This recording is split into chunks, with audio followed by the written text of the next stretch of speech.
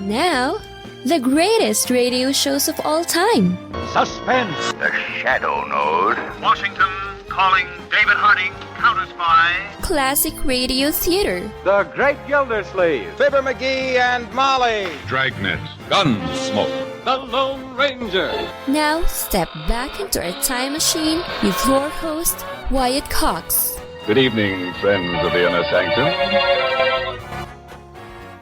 Crime on this Tuesday with episodes of Let George Do It, Inner Sanctum Mysteries, Nick Carter, Master Detective, Boston Blackie, and another episode in the Grayson Submarine matter with Superman.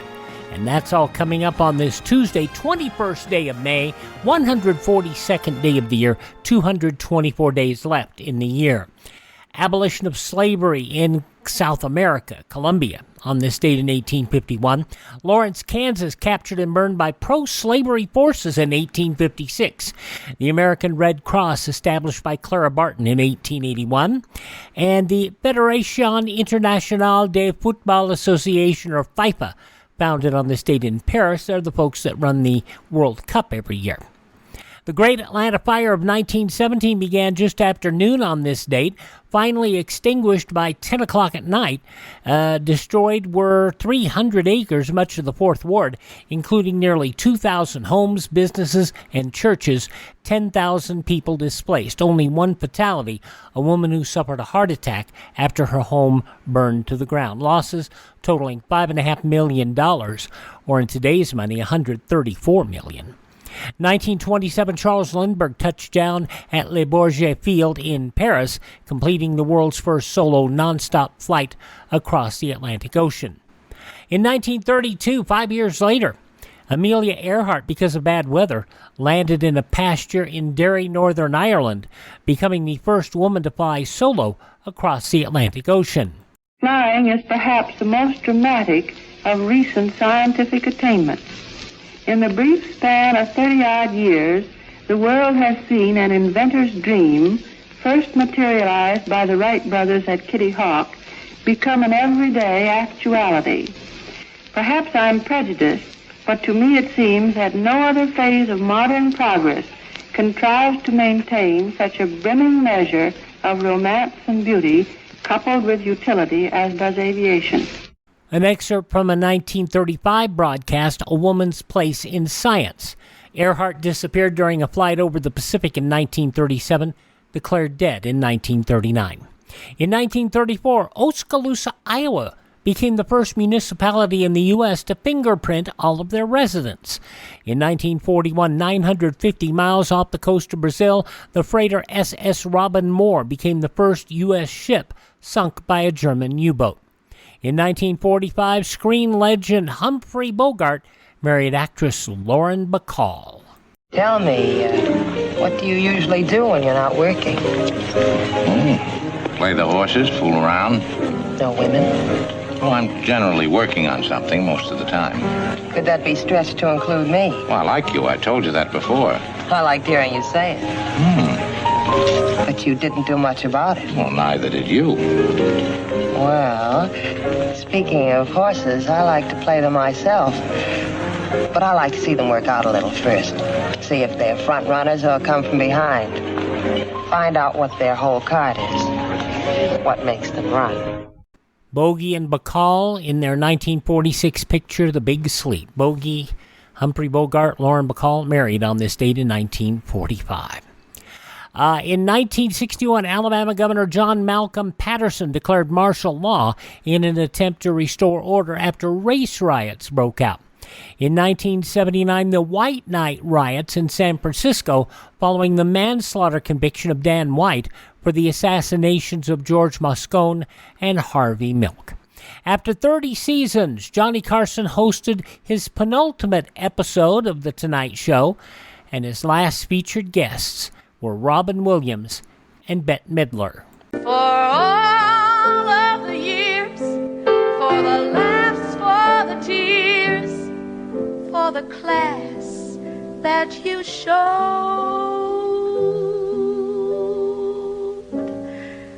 make it one for my baby and one more for road, that long, long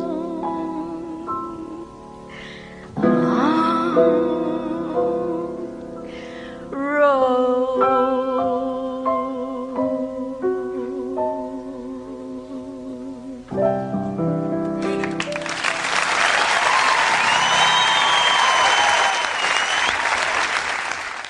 Robin Williams was on first. Bette Midler wrapped up the show 32 years ago. And late nights just never been the same since. Johnny Carson was one of a kind. His next to the last show on this date 32 years ago. The tallest roller coaster in the world, Kingda Ka, opened at Six Flags Great Adventure in Jackson Township, New Jersey on this date in 2005. 2011 radio broadcaster Harold Camping predicted the world would end on this date back in 2011. He was wrong, and he passed away in December of 2013. He beat the world. In 2017, Ringling Brothers Barnum and Bailey Circus performed their final show at Nassau Veterans Memorial Coliseum.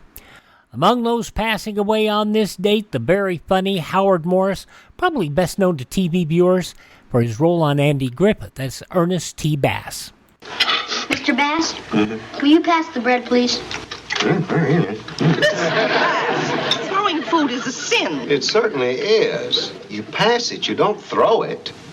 I just don't cotton all this. Too daggone many rules. I don't like it. Now, Ernest T., we're just trying to help you fit into society. Now, you want a girl or don't you? Would you pass the potatoes, please? Well, what's the matter? I passed it. I didn't eat that. You don't pass one, you pass the whole thing. Oh, thank Whole thing. Ernest T. Bass, the hillbilly type, and a funny character.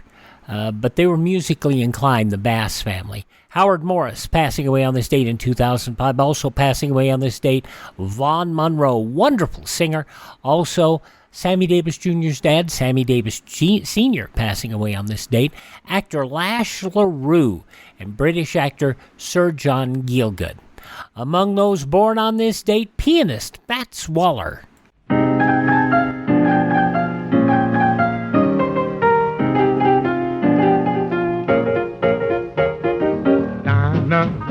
Is anyone finer in the state of Carolina? If there's and you know her, sure to me, Dinah. With those Dixie eyes blazing, how I long to sit and gaze into the eyes of Dinah Lee. Every night, why do I shake with pride? Because my dynamite changed her mind about me. Oh, Dinah, since you wanted to China, I would hop an ocean liner just to be with Dinah Lee. Swing it on out to Jackson. Yes, yes. Yes, yes, yes.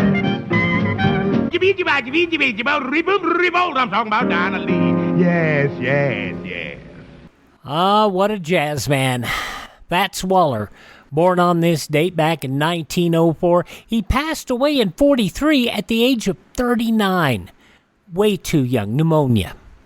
Also born on this date in history, aviation pioneer Glenn Curtis, physician Armand Hammer, also band leader Horace Heidt, film producer Sam Jaffe, actor Robert Montgomery, who not only did a lot of stuff in the movies, but he also did some suspense shows, in fact, some hour-long experiments of suspense. Novelist Harold Robbins, Perry Mason, and also Raymond Burr. Raymond Burr played a lot of heavy roles, but he was also Captain Lee Quince in Fort Laramie. Raymond Burr, born on this date. Oh, I guess he also did a lot of other TV roles, too, after that. Ironside. Yeah, he did that, too. Raymond Burr, born on this date.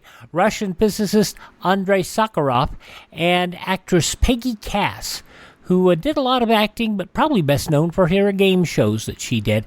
And also, Dennis Day, born on this date. Look, Dennis, you're getting $35 a week, aren't you? Yes, but I've got a cousin who makes $40 a week, and he's a shoe salesman. All right, your cousin makes $40, and he's a shoe salesman. That means he has to work every day in the week for it. Now, you don't work Monday, do you? No. You don't work Tuesday? No. You don't work Thursday? You forgot Wednesday. Yeah, Wednesday. No.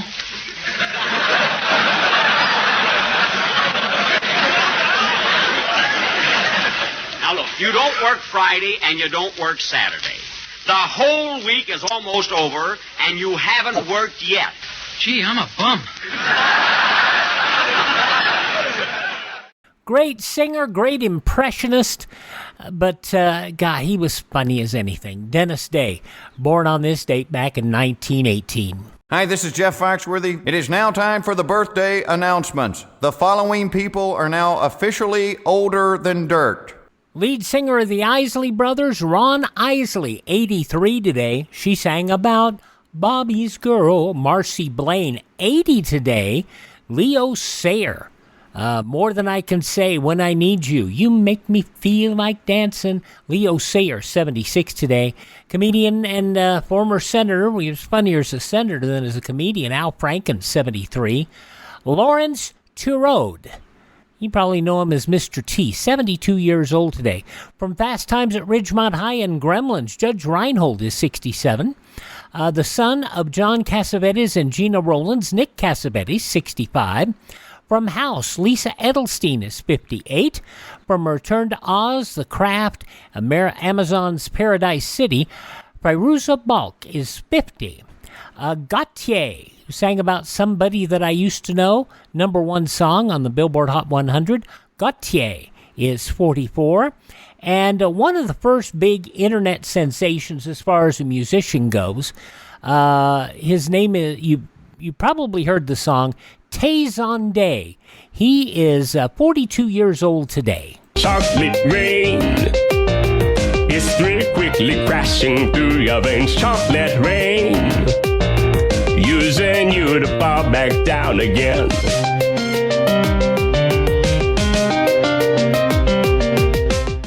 His 2007 YouTube video, Chocolate Rain, it's had, in the last 17 years, over 138 million views on YouTube. Tazon Day, 42 years old. He also sings. He's a voice actor. He does other things, too. That wonderful voice. Tazon Day is 42 today. Those just a few of the people who celebrate the 21st day of May as their birthday. If this is your birthday... Happy birthday to you. Happy birthday to you. Happy birthday, happy birthday. Happy birthday to you.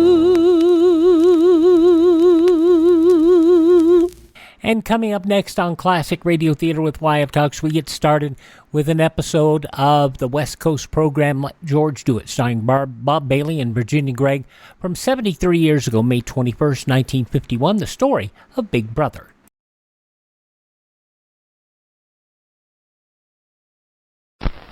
I'm Raymond Massey, and I have a special message for senior citizens. Today's doctors, drugs, and medical devices truly work medical miracles for young and old alike. But there are some as phony as a $3 bill. Like this Zeret applicator, for example, which is claimed to cure arthritis with Z-rays. There are no Z-rays. This fake device claimed to cure cancer with tape-recorded music.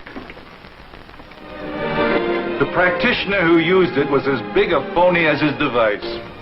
A doorbell doctor sold this food supplement to treat 42 diseases. It has nothing of value that's not contained in the food you buy at your supermarket. Investigate before you invest in health services or products. Help stamp out quackery. This has been a public service announcement from the Food and Drug Administration in cooperation with this station. Now on Classic Radio Theater with Wyatt Cox, an episode of Let George Do It. Bob Bailey, Virginia Gregg, from 73 years ago, May 22nd, 1951, Big Brother. Personal notice, changes my stock and trade. If the job's too tough for you to handle, you got a job for me, George Valentine. Write full details.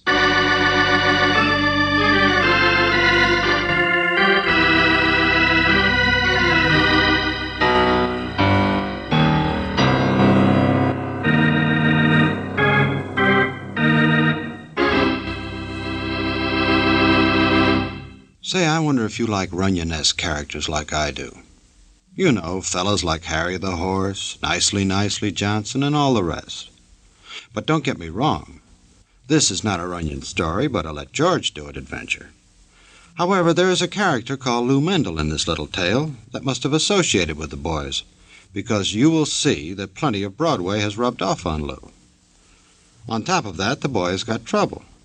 So much so that even his trouble has trouble, which is bad. So what is to do? Get in touch with George Valentine, which he does.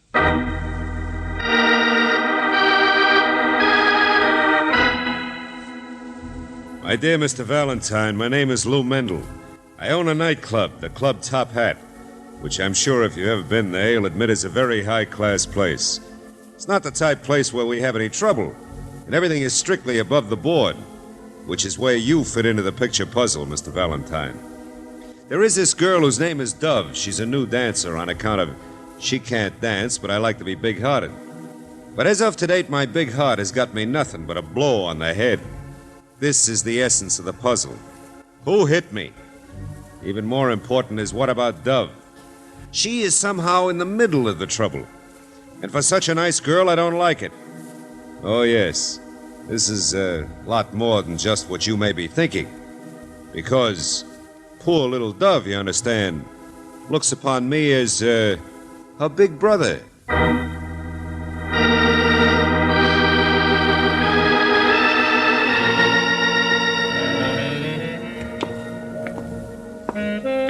How do you look upon her, Mr. Mendel?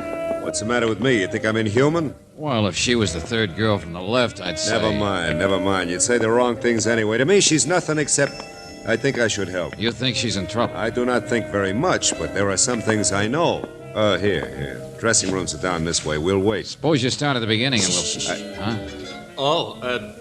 Hello. Oh, good evening, sir. I think perhaps you're in the wrong place. If you were looking for the check room No, he's not, Mr. Mendel. See? Oh, what beautiful flowers. Oh, yes. Thank you. I'm sorry I was in your way, just waiting, that's all. Well... Not at all. Haven't I seen you someplace before? Oh, no, sir. No, I'm quite certain. No, sir. Stage door, Johnny. Oh, no, sir. I just... Well, good evening. Come on, Mendel. That dance number will be over soon. I want to hear your story before... No, wait a minute. Hey, which girl are you here to see? Me? Oh, well, I don't think that's any of your What difference affairs. does it make? Come on. Let go of me, Valentine. Which girl? Now, see here. That dumbbell, Dove. What do you think? What? You keep out of this. It's none of your affair. So who else should rate my tax here on his dump, huh? In advance yet, with my meter running. I told you to wait outside, driver. There's got to be a light to read heavy stuff like a funny magazine, ain't there? Now shut up, Paulie. Good idea, Buster. Come on, Mendel. For the last time, would you please... Dove, that man's going out with Dove. Now. There's nothing to get excited about. I should have explained. I'm just a friend. My name is Andrews. Oh, good heavens. Nothing to be jealous about. Me? Jealous? Dry up, all of you. I mean, well, look at me. My heavens, I'm old enough to be... Well, to be her big brother.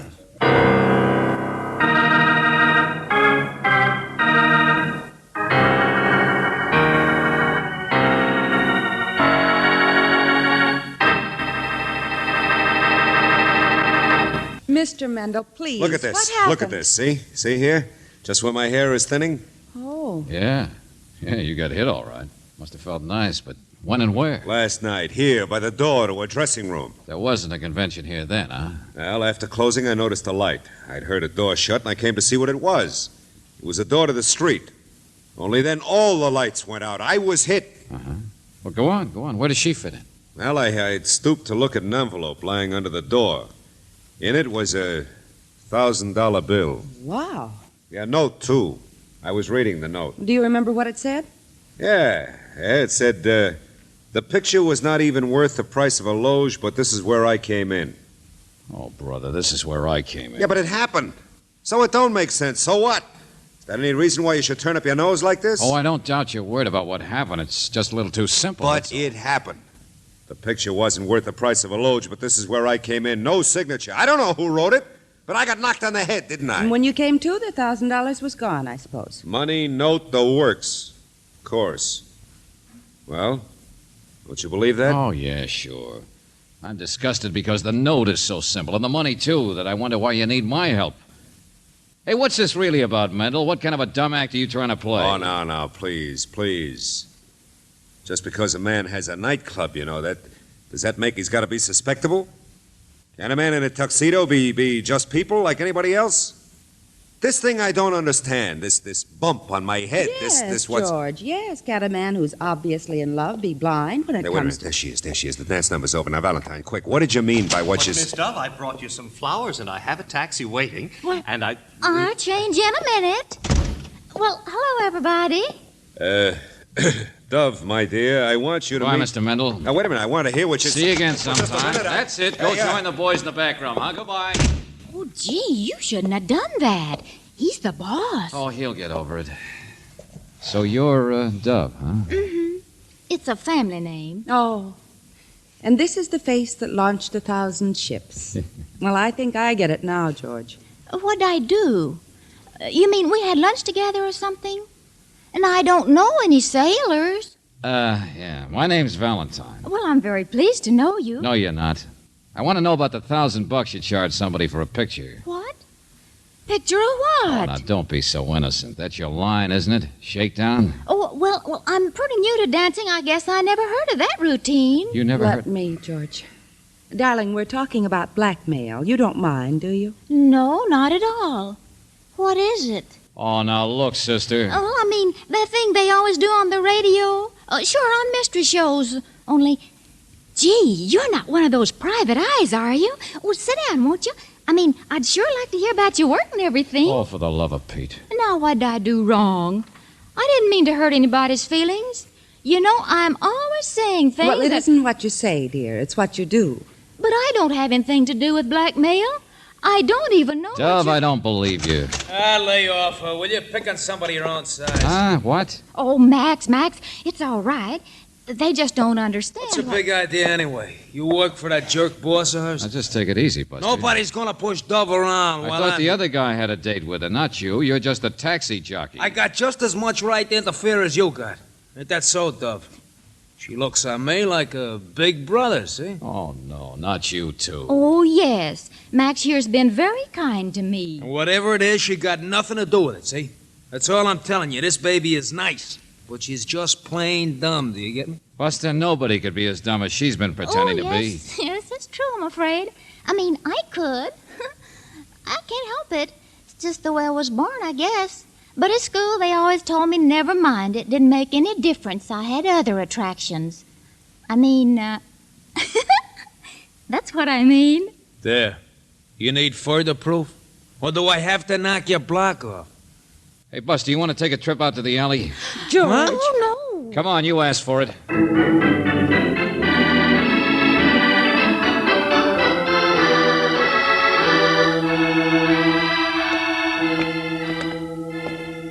Now, look, mister, I got a wife and 3 kids, see? Okay, this looks like a good place. Now, look, it's only I can't stand people should think things about dumbness, that's all. Gets me sore.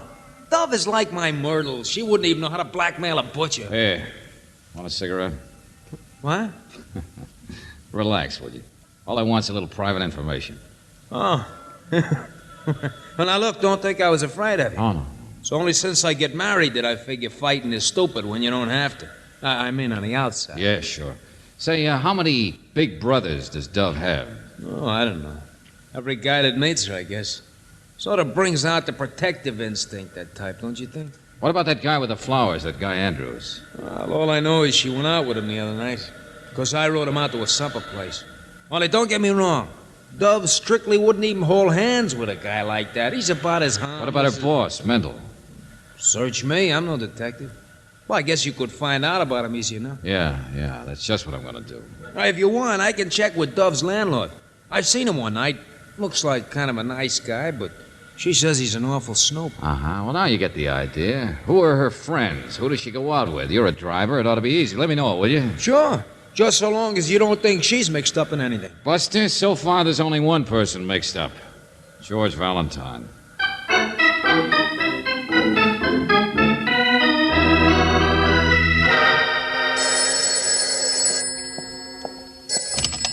Yes? Oh, yes, he came back here to the office. Here, let me have it, Angel. Hello? That's me, Mr. Valentine. I thought you'd be with that Mendel. Oh, Max. No, I left him an hour ago. He's even harder to dig information out of than you are. But did you get anything on him? I mean, did you check his record? Hey, hold on a minute. Why do you want to know? Well, I'm at Dove's apartment, see? Only she's not here. And you remember that snoopy landlord I told you about? Yeah, sure. Only look, Max, I doubt if this case is worth all the Well, he's here. The landlord, I mean. What? I guess he could give you information, all right, only he's dead. Hey, you hear me?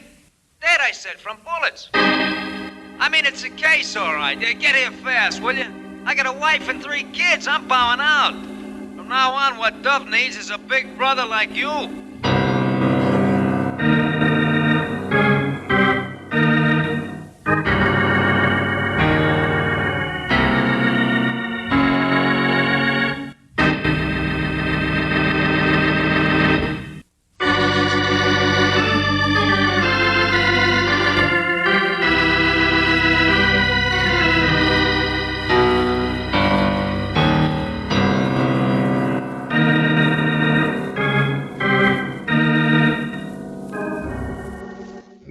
Back to George Valentine. Big brother. That's all that a girl named Dove wants any man to be, but somehow every man seems to want the role. And you're not surprised. Dove is something, all right. But what? Well, if your name is George Valentine, you think it's about time to find out when one of the big brothers, her landlord that you haven't even met, turns out to be dead. Murdered in Dove's apartment. Yeah, it was a gun, all right. 4 bullets. One would have done the trick. His pockets are practically empty, huh, Lieutenant? Sure. What do you expect? Free cigars? Okay. Somebody after something he had, huh? Only what was the landlord doing in Dove's apartment? That's what I want to know. Max out there said he didn't touch him. He was lying in front of the desk here. Yes, and one of the drawers has been opened. Sure. The paper's all messed up. Aren't there any fingerprints? Fingerprints? My friend, there's not a single one in this entire apartment anywhere. Ah. So whoever did it spent his time cleaning up, huh? After rifling the desk. No, I don't think so. What? Oh, you don't?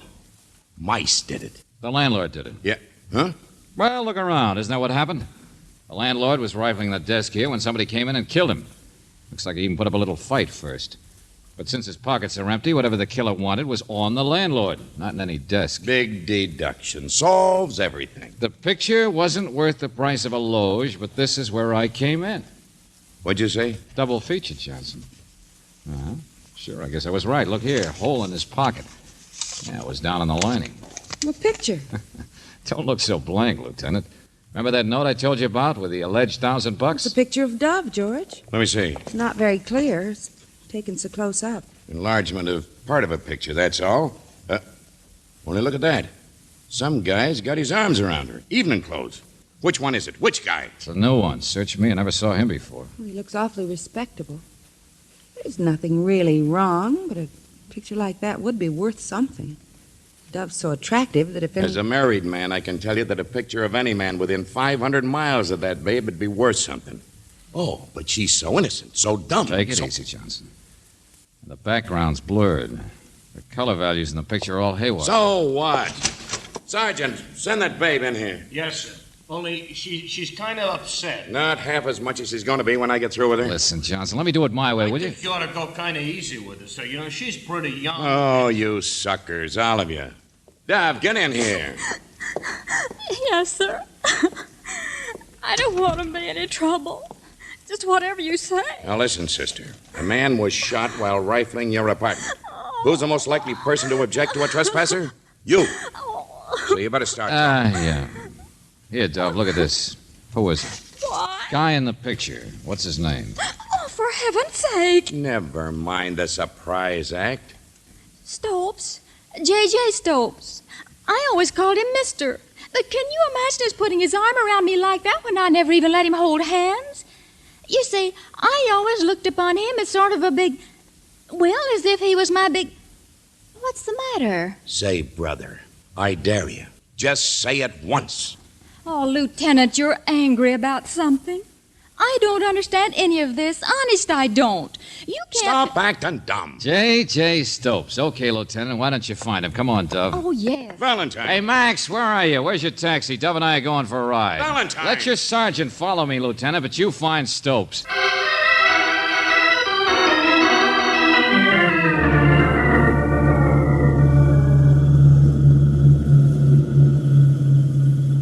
Did you try looking in a book, Mr. Valentine? Yeah, there were 17 Andrews. Besides, you said you took him home the other night. It's around here someplace. Don't worry, I'll find it. But I didn't go out with Mr. Andrews tonight. I changed my mind. I mean, Mr. Mendel got all upset, and that made me upset. So I went to a late movie. I mean, after you left and... Look, would you not talk except when I ask you to? I get mixed up every time I look at you. It's very sweet of you to say so. Yeah, well, that wasn't exactly... Hey, take it easy, Max. Just remember, that's all Andrew's place. I'm on the wrong street. So am I. What? Hey, Dove, tell me about that landlord. He was a snoop, is that right? Curious about you, watching to see who you went out with and so on, is that right? Shall I answer you? Oh, now look, Dove. Well, I mean, you mixed me up too, you know.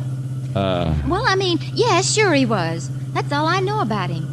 I mean, I don't go out with so many fellas, only there's no reason I shouldn't, is there, if they're nice and they ask me? And they usually do, you know. Max up there, he says I'm one of the forces of nature. Of course he exaggerates. Only I can't help it, can I? Well, here we are, Chief. Well, what are you waiting for? Turn her over to the sergeant back there, will you, Max? Oh, Mr. Valentine. So long, baby. I got another date for tonight.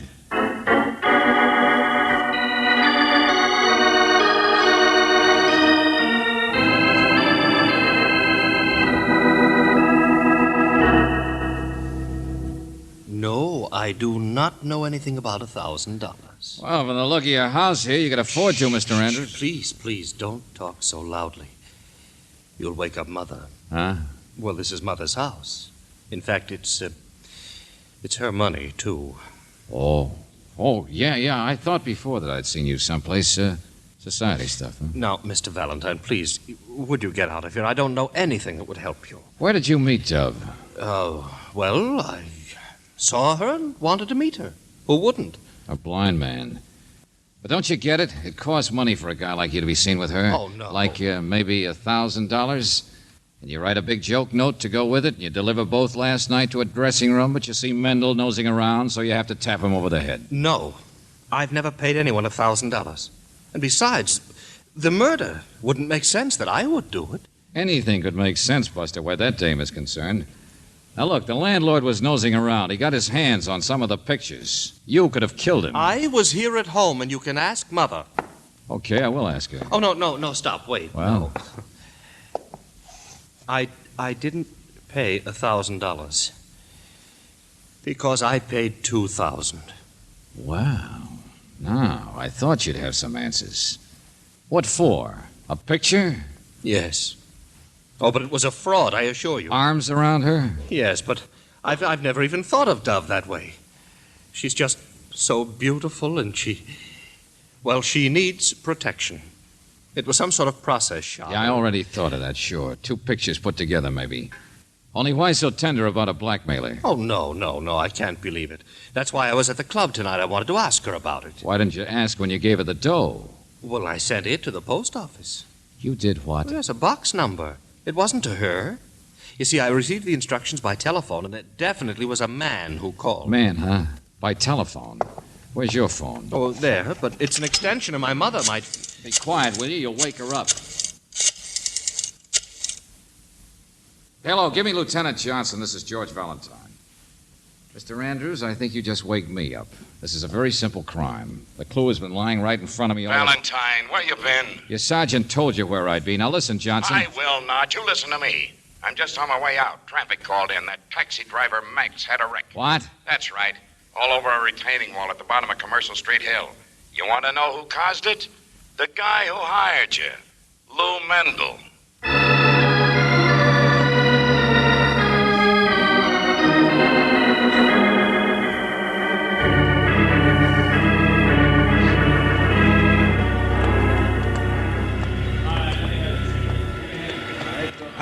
I mean, I didn't do nothing, see? Motorcycle cop picked you up in your car, didn't he? Yeah, well, sure, but Johnson, Max says that Mendel here sideswiped him. Well, he's not saying much of anything the way he's banged up over there. But yeah, Mendel followed him, then passed him on the right, so he'd have to swing out into a truck. Well, Mendel? No, I Max didn't. gunned the cab instead and couldn't make the turn at the bottom of the hill, that's all. It's not true, not a word of it. And there's no way you can prove that I was even on this street. Okay, I won't bother. I'll let Max do it. What? Now, listen, wait a minute. I'm hiring you because a girl's in trouble, see? Now you got me in it. Now you say she's a blackmailer. Now you Hey, say... Johnson, did you find the guy in the picture, Stopes? Yeah. He was the one who wrote the note and sent the 1,000, all right. But he hasn't got anything to do with the murder. Neither is Andrews. Suckers who've already paid up don't kill people. Only who asked Stopes to pay? Well, that's a haywire part. Stopes sent the money to Dove because he just assumed she was the one behind it. A man's voice on the phone said send it to a post office box. What is all this? Hey, you see, Mendel? We're getting the girl out of trouble, all right? Yes, but He's smart. Most people you get out of trouble, the fewer there are to be in it. It's who's behind the girl that Wait a minute. Hello, Max. How do you feel? Oh, lousy. No bones broken, but we'll take him down to the hospital as soon as you get A little through. messed up, though, huh? Yeah. And, Mendel here did it? I don't know. Looked like his car, but I don't know how I could prove it. Yeah, I understand. Messed up your cab pretty bad, too, didn't it? Yeah, burned. I just got out in time. Uh-huh. This time of night, nobody around to help you. Or see, either. Yeah, that's right. Now, will you listen to me?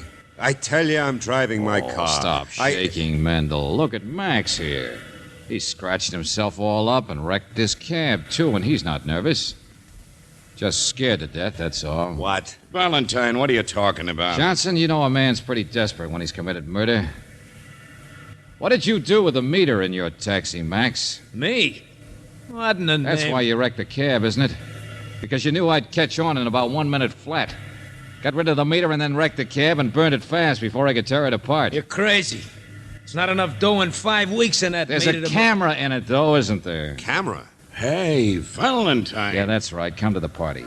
Pictures were fuzzy, taken too close, color values haywire, infrared, I suppose. You can't prove nothing about nothing. I'm hurt, see? I'm going to the hospital. Oh, I can prove everything. For instance, trying to point a desperate finger at Mendel here. What did you do? Wait till you spotted him driving home, or was that just luck? That's a detective for you. His best friend he'd frame in or something. His own grandmother, probably. Valentine, with my own bare hands, I ought to throttle you. Oh, Buster, you just said it yourself. With your own bare hands. What? Yeah, that's how you trapped yourself. You know what I'm talking about. No fingerprints. Not a single fingerprint in that entire apartment where the landlord was killed. Not anywhere. So it's my fault, I suppose. You were too careful, Max. Because you reported the crime to me from that same apartment. Well, Buster, why didn't they find your fingerprints on that telephone? I got him. Get your hands Valentine, wait. Let go. Hold him, Sergeant, hold him. Where you going? It's all over. Oh, no, it's not, Johnson. You're going to look for that taxi meter, aren't you? Why, sure, but... Okay, then. Before you find it, I got about 2 seconds to find Brooksy. My explanation hasn't even started yet.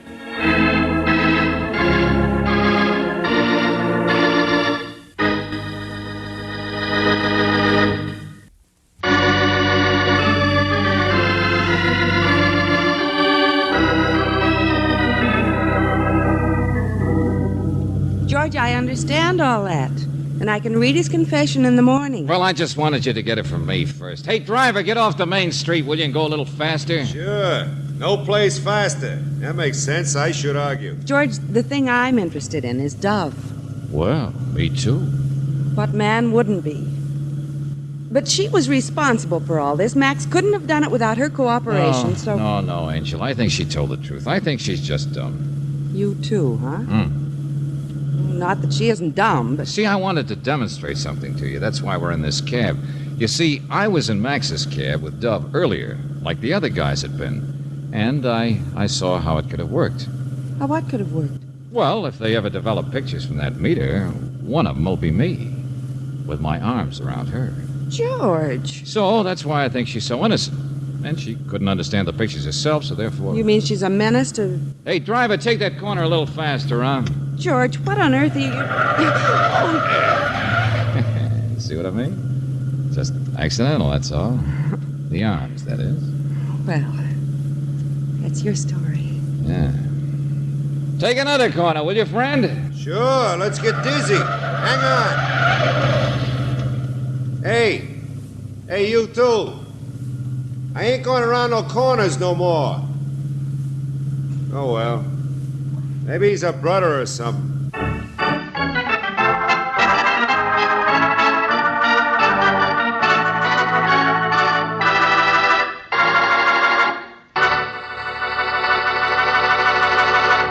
You have just heard Big Brother, another Let George Do It adventure. Robert Bailey was starred as George Valentine with Virginia Gregg as Brooksy. The story was by David Victor and Jackson Gillis, with music by Eddie Dunstetter. Now this is yours truly inviting you to another visit with Valentine, when you will again hear what happens when you let George do it.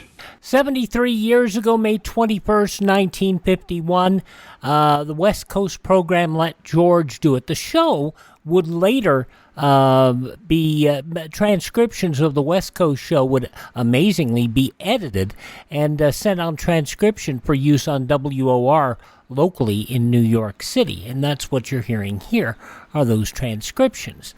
Anyway, there we go.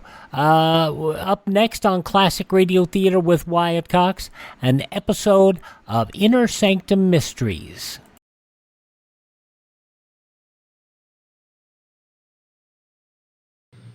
For almost 2 centuries, Americans have enjoyed the valuable privileges of freedom. Now, freedom needs each American to dedicate himself to its preservation. We must not allow our liberties to be endangered by neglect of our duties as citizens. During this year of rededication, join with your fellow Americans in reaffirming the principles on which this country is founded and the safeguarding of those principles. Make it your business to see that federal, state, and local governments are conducted honestly. Help to maintain the good morale of your sons and daughters in the armed forces. Learn the facts about all candidates and issues. Then vote for the one you believe in. Make the most of every minute on your job.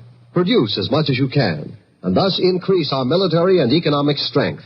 Work for better schools and a better community. Guard your American heritage of freedom. It needs you. We roll on this Tuesday edition of Classic Radio Theater with Wyatt Cox with an episode of Inner Sanctum Mysteries. This goes back 78 years, May 21st, 1946. Mason Adams and Mercedes McCambridge star in Detour to Terror.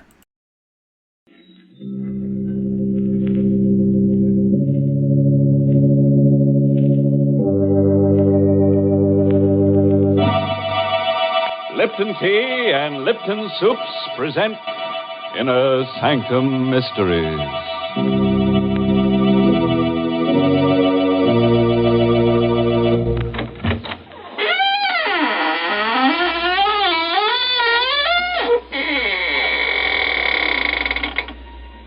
Good evening, friends of the Inner Sanctum. This is your host, waiting to act as your guide through the squeaking door on a specially prepared travelogue. First, we'll take a little jaunt with jeopardy along the path of peril, where we'll prowl with panic until we take the left turn into Horror Highway, and thence via Terror Turnpike straight into the road to ruin. I don't think I like your itinerary, Mr. Host. If you don't mind, I'd much rather take a shortcut to the Highway of Happiness via the kitchen. And pray tell us, by what signpost shall we recognize your blithesome Highway of Happiness, Mary? Well, you'll just know you're headed for pleasure when you take your first taste of swell Lipton tea. Because, what a world of contentment there is in every cupful. What flavor, what wide-awake flavor.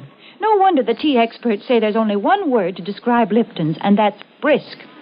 No wonder more folks enjoy Lipton's than any other brand of tea in the world. It's because Lipton tea never tastes dull, flat, or dreary. It's always lively and cheery. Yes, Lipton's is the world's favorite tea, and it will be your favorite, too, once you taste that brisk Lipton flavor. So be sure you try Lipton tea.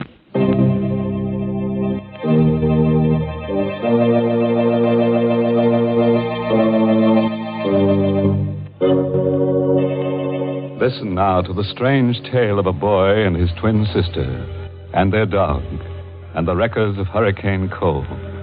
It's called Detour to Terror.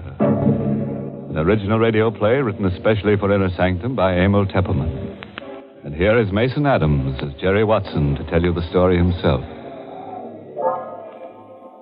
I had a strange, uneasy feeling all evening after Linda left to drive to Hurricane Cove.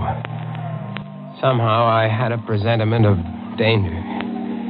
Linda and I were twins, and always, in some uncanny way, each of us had been able to sense when the other was in trouble. Tonight, the feeling was very strong. Butch sensed it, too. He was only a mongrel pup, but he was smart. I shouldn't have let Linda go alone, but she had insisted. She was a feature writer for the Manhattan magazine, and she'd run across the trail of a story about an old family of wreckers who lived down by the shore near Hurricane Cove. The tale went that this family had made a living in the old days by placing false signals on the shore in order to lure ships onto the rocks and then loot them. It was this story that she'd gone to investigate. Unwilling to go to bed with that uneasy feeling lying heavy upon me, I dozed in the chair by the fire with Butch's whine in my ears. It must have been a dream, because I saw Linda's white face floating in a sort of haze. And then I saw the fear in her eyes as she called to me. Jerry! Jerry, help me! Help me! I came awake suddenly with a cold sweat on my face. Butch was on his haunches by the fireplace, nose in the air and howling as if for the dead. I felt myself trembling. Linda in danger. Somewhere out in that storm, Linda was calling to me for help. She needed me terribly. Come on, Butch, we're going after her.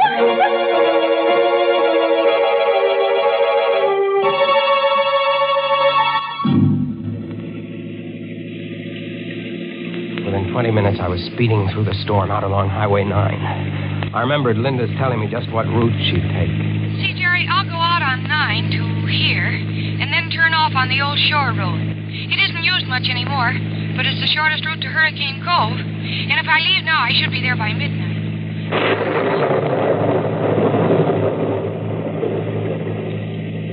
The mist lay heavy on the old shore road, and the rain drove against the windshield, and the swirling fog played strange tricks with my eyes. But I knew I was almost an hour behind Linda, and I had to make time.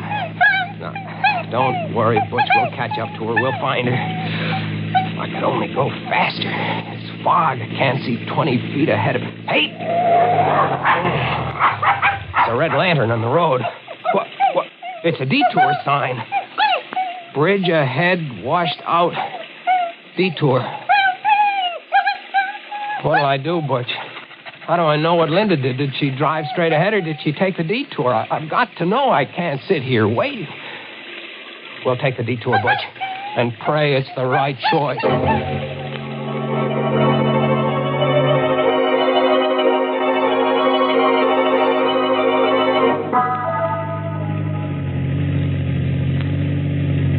This detour isn't taking us anywhere, Butch.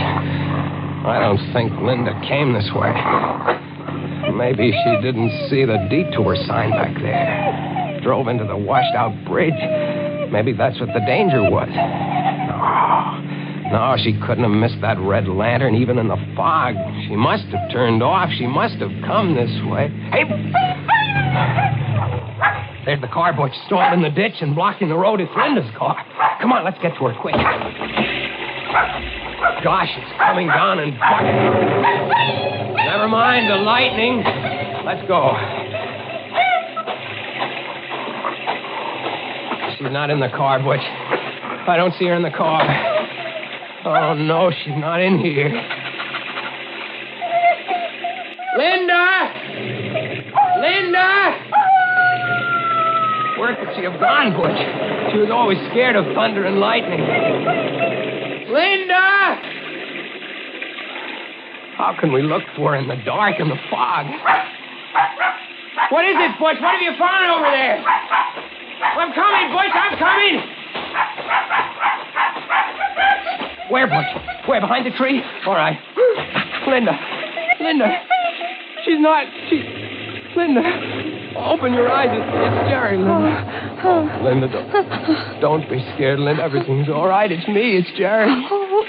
Oh, Linda. Jerry. Yeah. Oh, thank heaven. Oh, Jerry, take me away from here. Sure, kid. Come on. Here, I'll help you out. Come on. My car's over this way. I must have fainted. I knew you'd come, Jerry. I had a feeling you would. But I was afraid it might be too late. Here, get in the car. Yeah. Come on in, Butch. Gosh, you're soaked to the skin, kid. What happened here? Well, there was a man. He was hiding up there behind a tree. The headlights caught him when I got stalled in the ditch. How'd you come to land in the ditch? Well, there's a tree lying across the road. See, look over there. You can just see it in the headlights. Oh, yeah. Oh, I see. Gosh, it's a big one. Must have been struck by the lightning. That's what I thought at first. But when I got out to look at it, I saw that it wasn't struck by lightning. What? Jerry, that tree has been deliberately cut. Linda, are you sure? Sure I am. It's been cut by a saw. The minute I looked at it, I realized it wasn't any accident. Somebody meant to block this road. Great Scott. So I hurried back into the car, and I tried to turn around. I wanted to go back. You couldn't have turned around anyway. This road is too narrow. Yeah, well, I was too scared to realize that. I started backing up, and the rear wheels landed in the ditch. And it was just then that I saw the man. He was coming out from behind the tree, and he was all hunched up so I couldn't see his face. Then when the headlights struck him, he ducked back and he disappeared. Well, I was afraid to stay in the car, so I jumped out and I started to run. Then I could hear him coming after me. And I must have tripped and my head struck something. That's all I knew till you found me. Are you sure it was a man you saw? Yeah, positive, Jerry. I don't get it. What was the idea of blocking the road? What's the matter, boys? He hears something. Look over there. Someone running through the woods carrying something. I'm going after him. Careful, Jerry. Look, Butch has that man by the trousers. Oh, he kicked Butch. Hey, you don't you kick my dog! Jerry, be careful. Come on back here, you! Jerry, I'm coming with you. Oh, it's no use. He ran away in the night. Are you all right, Butch? Look, Jerry. Whoever he was, he dropped what he was carrying. What is it? It looks like a big board of some kind. Here, I'll turn the flashlight on. Oh, it's a sign. It has lettering on it. What's it say? Well, it says... Great Scott. What is it, Jerry? It says, bridge ahead, washed out. Detour. Jerry, this is the detour sign from the highway. Yeah. They only put it up there to lure you onto this back road. Then they blocked the road with a tree. Kid, it looks like we're in some kind of a trap.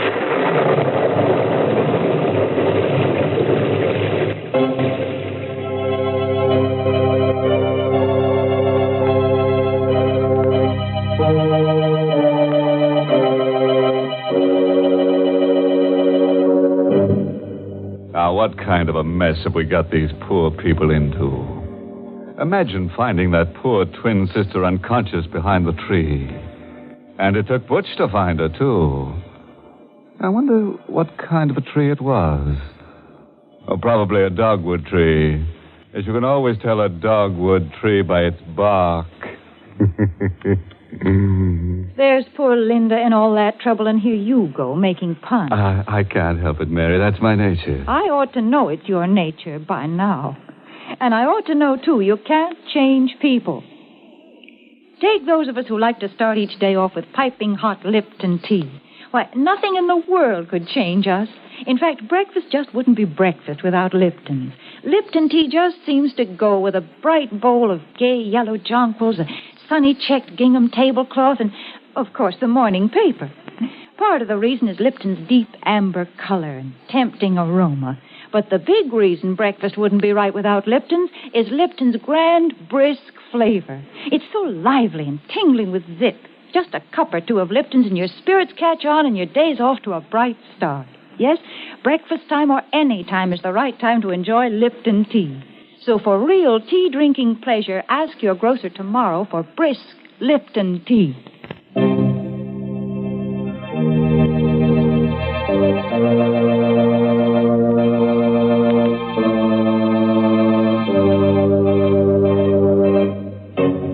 Well, let's get back to our story now and see what happens along that deadly detour. I have a hunch that Jerry and Linda are in for a lot of trouble. Trouble in twins, you know, never come singly.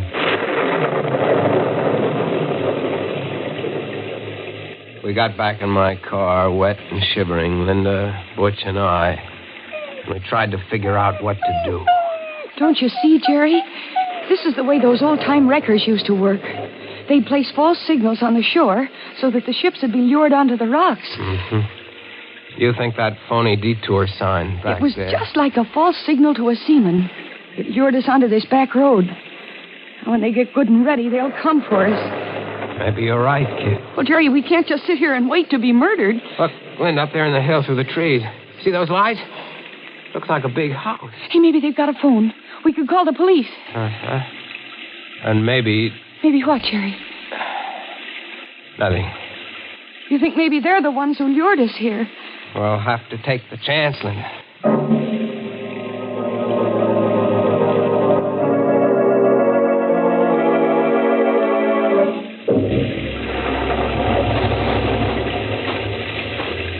The ground here is so soft.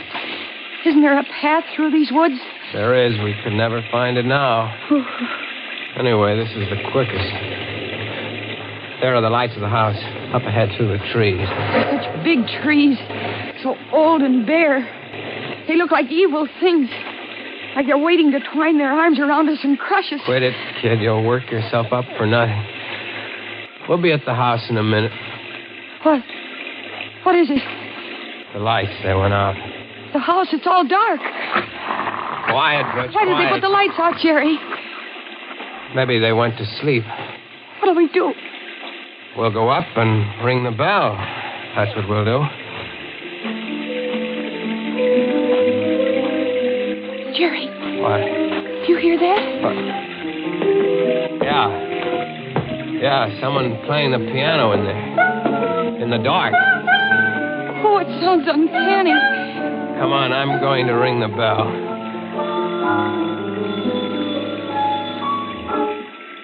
Piano stopped. Yeah. I think I hear someone coming. Still no lights. It gives me the creeps. Someone's opening the door. Good evening. Caught in the storm, eh? Won't you come in? Your lights, aren't they working? How stupid of me. I'd forgotten. There. That better? Yeah, yes, thank you. I'm Jerry Watson. This is my sister, Linda. This is Butch. How do you do? My name is Considine. Gregory Considine. And you're quite welcome, I assure you. Mr. Considine, there's been a tree cut across the road down there. Tree? Cut? You mean struck by lightning? Well, I don't think so, sir. I think it was done deliberately. I'd like to use your phone to call the police. I'm so sorry. The phone is out of order. The storm, you know. I'm sure you must be mistaken about the tree. You must be soaked through and through. Please follow me into the library. I'll get you some dry clothes. Jerry, did you see his eyes? He's blind. That's why I was playing the piano in the dark. Right in here, please. It's a nice crackling fire. You can warm up while I ring for my handyman. Matt will be here in a moment. I heard what you said to your brother, Miss Watson. Oh, I'm sorry. Not at all. I managed quite well. You live alone here, Mr. Considine? Just my brother Vincent and I, and Matt, of course. We seldom see strangers here. No one uses this old back road. Mr. Considine, someone put a phony detour sign out on the main road. Really? Sounds almost incredible. Ah, here's Matt. You ring for me, Mr. Gregg? Matt, this is Miss Watson and her brother, and Butch. They've been caught in the storm. I think there's some dry clothing in the west room. Yes, Mr. Gregg. Here, this way, please. Are you in there, Gregg? What have you done with those people? Oh, dear. It's my brother Vincent. I'm afraid I'll have to ask a favor of you. Please overlook anything Vincent may say. He's, shall I say, a bit strange. Oh, here you are. Well, introduce me to your friends, Gregg. Go upstairs, Vincent. Go upstairs, Vincent. Is that all you have to say to your brother? What are you going to do to these people? What are you planning for them? Vincent. You can't shut me up. Look here, mister. And young lady, take a bit of advice from me. Don't stay in this house overnight, or you'll never live to see the morning. Get out, quick. Matt, you know what to do. No. Yes, Mr. No, Gregg. please, keep away from me, Matt. Keep away. I warn you, mister, get your sister out of it. No, hey, let go of me, Matt. Hey, he knocked him out. I regret that it was necessary, Mr. Watson. Vincent is difficult at times. Please pay no attention to what he said. I'm very sorry that you had to witness this painful scene. Matt, please carry Mr. Vincent upstairs and lock him in his room.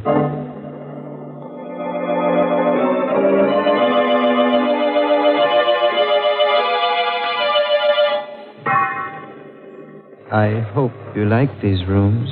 Yes, thank you. Yes, I'm sure we'll be comfortable, Mr. Considine. They're adjoining rooms, as you see. And these doors bolt on the inside. I advise you to keep them locked all night. We surely will. Thank you for these dry clothes and for the tea. You're quite welcome, I assure you. Now just try to get a good night's sleep. Everything will be all right in the morning. Oh, Jerry, I'm scared. So is Butch. And so am I. What'll we do? First thing to do is bolt the door. He's blind. Yet he frightens me, Jerry. The way he ordered his brother knocked down.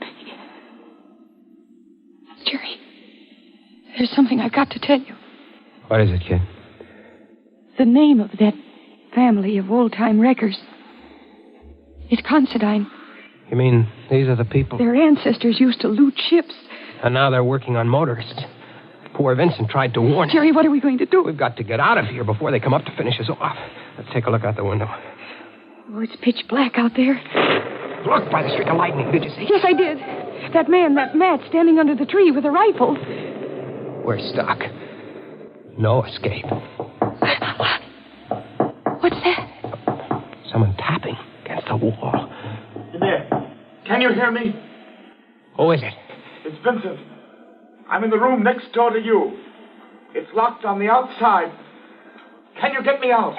We'll be right there. Quiet, Butch. Oh, Jerry, maybe there's a chance if Vincent will help us. Come on, kid. Yeah. No noise. Shh. Come on. Here, this is the door. Look, it's bolted on the outside. They must keep him locked up all the time. Well, here goes.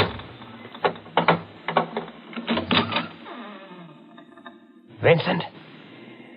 Here I am. Don't make any noise.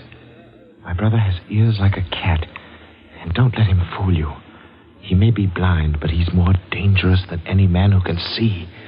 How are we going to get out of here? Matt's watching outside with a rifle. Listen. The piano. My brother is amusing himself in the dark. He always plays the piano when he has something on his mind. Do you know any way for us to get out of here? Well, there's only a slim chance. Now listen to me carefully. The only chance is to get out the back way. But you have to pass the open living room door downstairs. And Gregg is in there at the piano. And what'll we do? Oh, you wait here. I'll go down first and see if they've left the cellar door unlocked. I'll come back for you. Please, don't move until I return. Be careful. Don't worry. I will.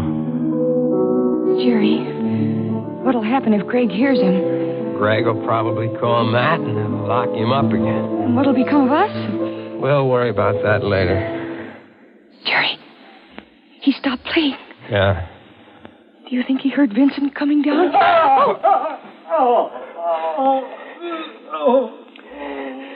Jerry, Gregg caught him. What'll we do? Come on, we're going down. The lights are all out down here. I don't hear anything. Where do you think Gregg is? Maybe waiting to jump us in the dark. Come on, I don't care. Stick behind me. We're going in the living room. Where's Butch? I don't know. What is it? My foot touched something. A body. Then I'm going to take a chance on the flashlight. Stand by. All right. Great Scott. What is it? Look. What is it? That isn't Vincent. It's Gregg. He's been stabbed. Watch out. Vincent is somewhere around. He'll kill you. What do you mean? My brother Vincent, the one who's been doing the wrecking. We always keep him locked up. But tonight, he got away. Planted the Detour sign. Cut the trees. Vincent did all that. Matt and I, we tried to stop him. Matt went out to the road, took down the Detour sign. But it was too late. Watch out. He'll be back to kill you.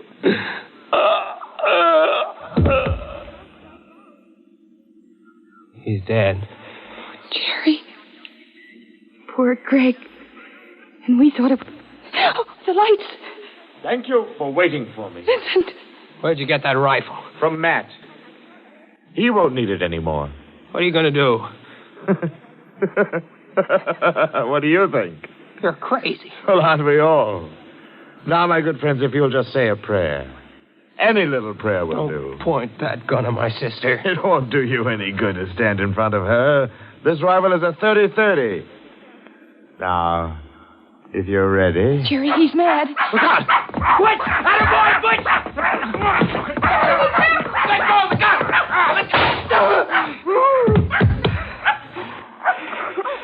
The gun went off in his face. Oh, Jerry. Take it easy, kid.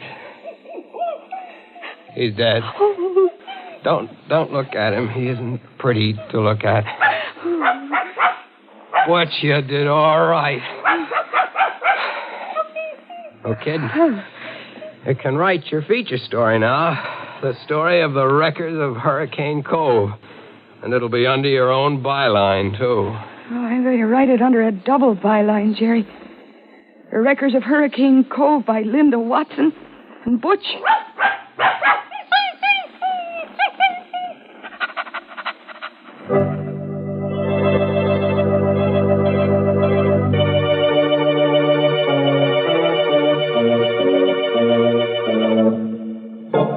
Well, Butch, how does it feel to have a byline? You like it. You like collaborating, don't you? Especially with a pretty girl like Linda, huh?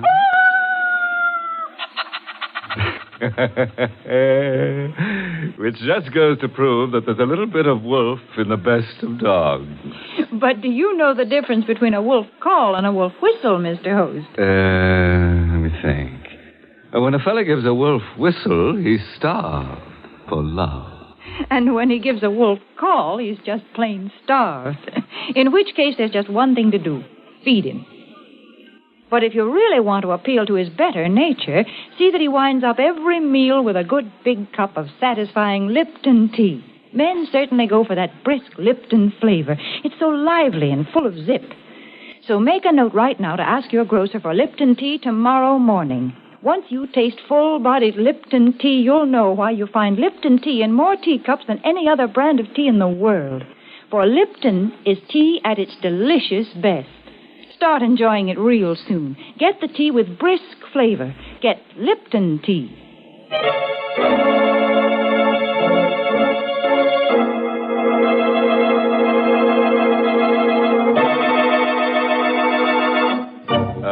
Parting word of advice, friends.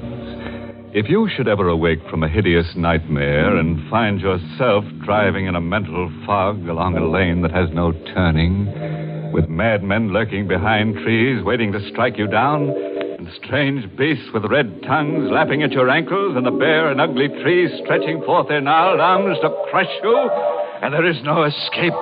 No escape at all. Why worry about it? You won't come out alive anyway.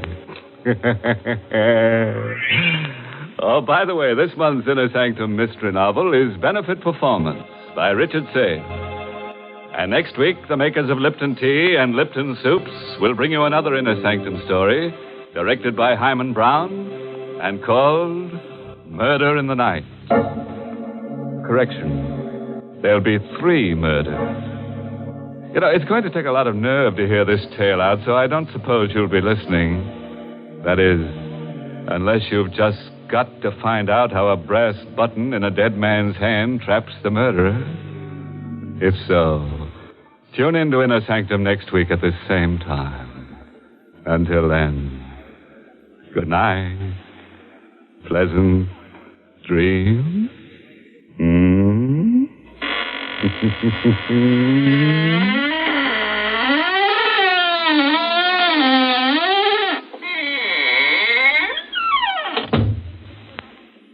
Friends, here's a good way to lead off a meal. Serve quick, grand-tasting chickeny Lipton's noodle soup. The first taste of Lipton's noodle soup takes you back to Grandma's own country kitchen. But you get Grandma's results in a jiffy, because Lipton's noodle soup is a real old-fashioned noodle soup with oodles of tender noodles in savory golden broth that's easy to fix and costs little. Ask for Lipton's when you ask for noodle soup, and you'll hear your folks ask for more. And tune in next week for another Inner Sanctum Mystery.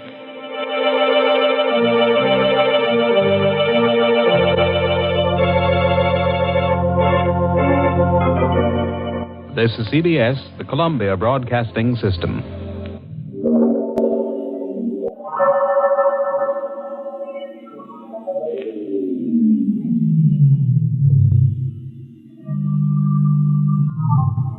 "78 years ago, May 21st, 1946, Inner Sanctum Mysteries, here on Classic Radio Theater with Wyatt Cox. Tomorrow, all Westerns. We'll have an episode of Gunsmoke, Have Gun Will Travel, Frontier Town, and an episode of Hawk Larrabee, starring Barton Yarborough. And we'll, of course, wrap it up with an episode of Lum and Abner. That's all coming up on our Wednesday program. But right now, Lon Clark as Nick Carter, Master Detective.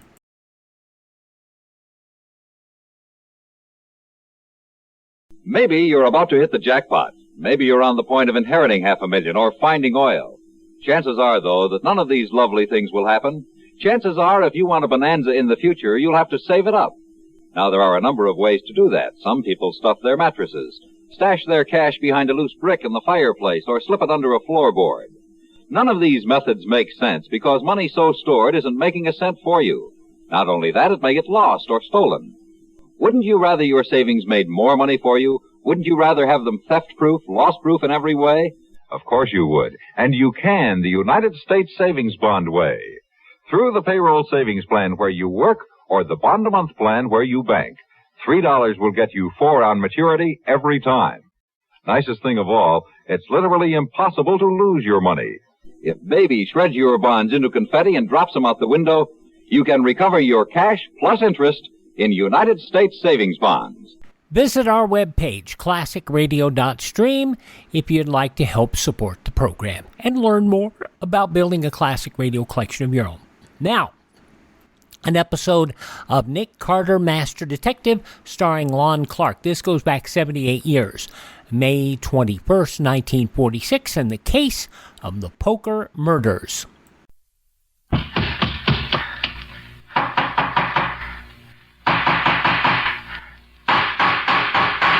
What's the matter? What is it? It's a case for Nick Carter, Master Detective.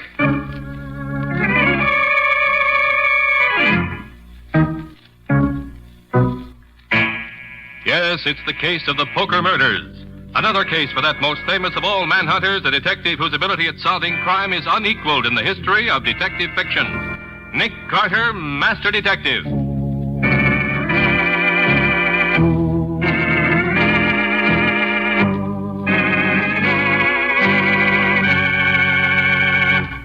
Deep in the waterfront section of the city, there lies a condemned slum area.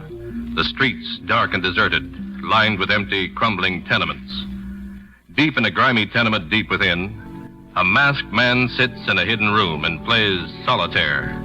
This is the sinister master of crime known as the Ace of Spades.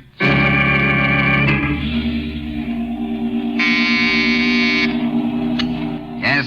The 6 and 7 of clubs to see you, Ace. Send them in. Well, here we are, Chief. Yeah. You're 5 minutes late. I'm sorry, Ace. The cops are watching this area. We had trouble slipping in. Since when have I accepted excuses? Yeah, boss, we know. What about the other 3? Are they waiting at the rendezvous? Yes, sir. And you've both memorized my instructions? We got him down cold, Chief, but suppose there's a hitch. There won't be a hitch. The Ace of Spades doesn't make mistakes. Of course, if you make one. No, we won't, Ace. You can depend on us. All right. Now, you two had better get going. Yeah, okay. One thing. What is it, Chief? Don't forget to leave your calling cards. I don't want to disappoint my dear friend, Sergeant Matheson.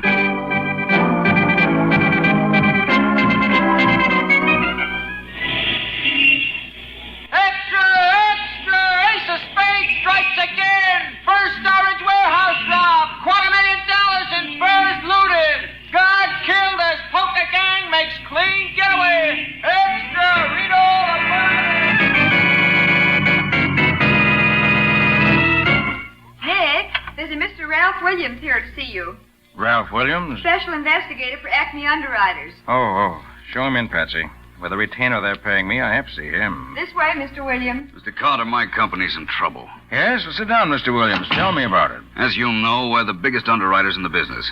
But this fur storage robbery yesterday, well, we can't take any more of those. Oh, the Ace of Spades, huh? Yes. Whoever he is, he's hit us 5 times in the last 2 weeks. We're paying out a fortune in claims. You're working with the police on this? The police?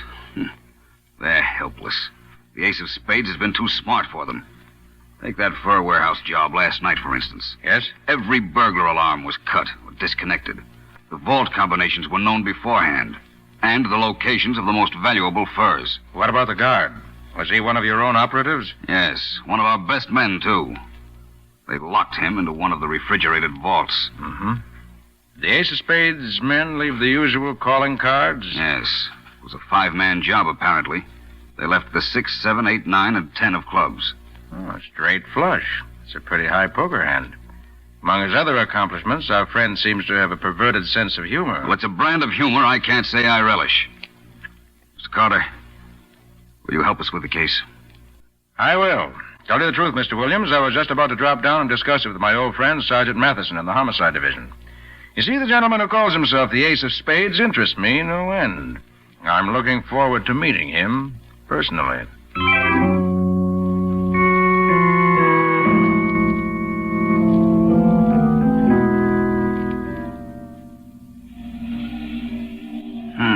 Black 10 on red jack. Red 4, black 5. Yes? The Queen of Hearts is here, Ace. Queen of Hearts. I'll put her on. Ace, I've got to see you at I once. thought I told you never to come down here. I had to come. I just heard some news. Nick Carter. I know. He's been called in by Acme Underwriters. How did you know? I make it my business to know everything, my dear. But Ace, Nick Carter's clever, dangerous. Yes, I know. It will be intriguing to match wits with him. Now then, my dear, you'd better run along. You've work to do tonight. Aren't you even going to see me? I'm sorry, but I'm busy. I know. You're playing solitaire. Sometimes I think you love that game more than you love me. Come, my dear. There's no basis for comparison. Solitaire, like every other card game, is relaxing. Women, when they're as lovely as you, are exciting.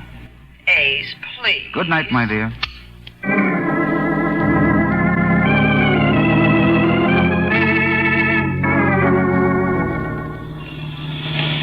Nick, you won't be late for Rhoda Stanley's birthday party, will you? No, Patsy. You drop me at headquarters and go right on. I'll join you later. Uh-huh. Oh, it's funny the way I bumped into Rhoda after all these years. Hadn't seen her since college, and then all of a sudden I was standing in a nylon line at Trimble's, and there she was. Yes, and now we're going to a birthday party. Uh-huh. The minute she found out I worked with you, she insisted on our coming. She's dying to meet you, and, well, I promised to produce. You sure you don't mind, Nick? No, of course not, Betsy. Oh, it ought to be something. She's married to John Stanley. The banker? Uh-huh, that's right. Which is the same thing as saying she's married to $10 million. And I was the girl in my graduating class voted most likely to succeed. Well, Betsy, it's a funny thing. What's funny? Stanley's Bank, the Marine Trust, is putting up the capital to tear down that slum area where the Ace of Spades is supposed to be hiding. Oh, do you really think that's where the Ace of Spades' hideout is? Could be. There are more than 200 abandoned tenements down there. And the 2 patrolmen murdered in that section seem to point to it. I won't forget those 2 homicides in a hurry. Each of them had a playing card pinned right over the bullet holes. Yes, pair of jacks. Fair sample of the Ace's grisly humor. What kind of a man can he be anyway? Infernally clever, Betsy. We know that much. A brilliant planner with a mind that doesn't overlook the minutest details that might trap him. But why all those poker hands whenever he's pulled a job? He's an egotist. Type of criminal who glorifies his crimes. Enjoys leaving his signatures at each one of them. Oh. This close enough, Nick? Yes, I can walk the other half block to headquarters. Nick, please be careful. Don't take any chances. Now, don't worry. The Ace of Spades may play his cards according to Hoyle. But I'll play him any way I can to win.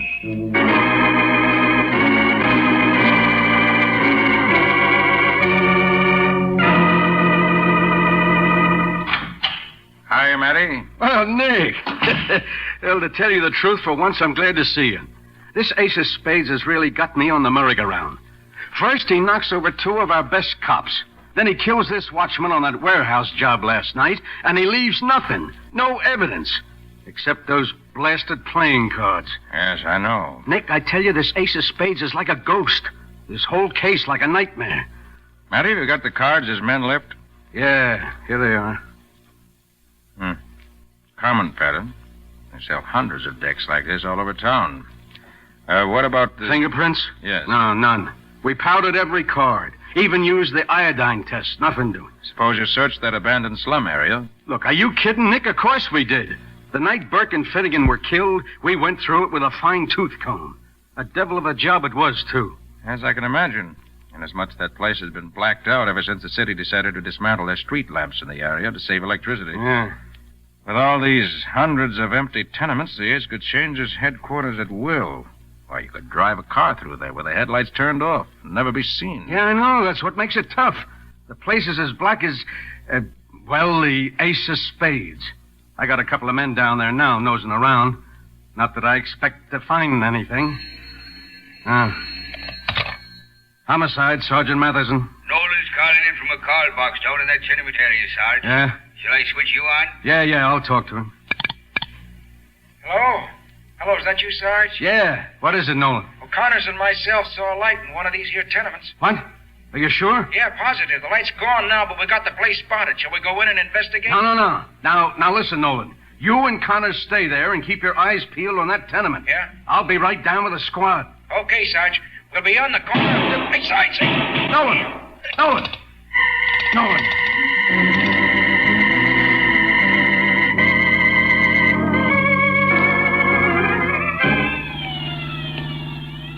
You say that call box was located at the corner of 16th Street and Avenue F, Matty? Yeah, that's right, Nick. A couple of more blocks and we'll be there. From the looks of things, you must have every cruise car in the force in this area now. Yeah. But judging by what's gone before, I don't think it's going to do us any good. Matty, just look at this area. Nothing but rows and rows of dark tenements and boarded-up stores. Yeah, Look, there isn't a whole pane of glass in the place. The streets and the sidewalks are certainly littered with this flash. Hey, Nick, I heard a shot. Take it easy, Matty. Take it easy. One of your boys up ahead just blew a tire, picked up a piece of broken glass, probably. Oh, yeah. Oh, this place gives me the creeps, I guess. There's the call box that Nolan called from. I don't see anything. You, Matty? No. Nolan and Connors must be somewhere around, one way or the other.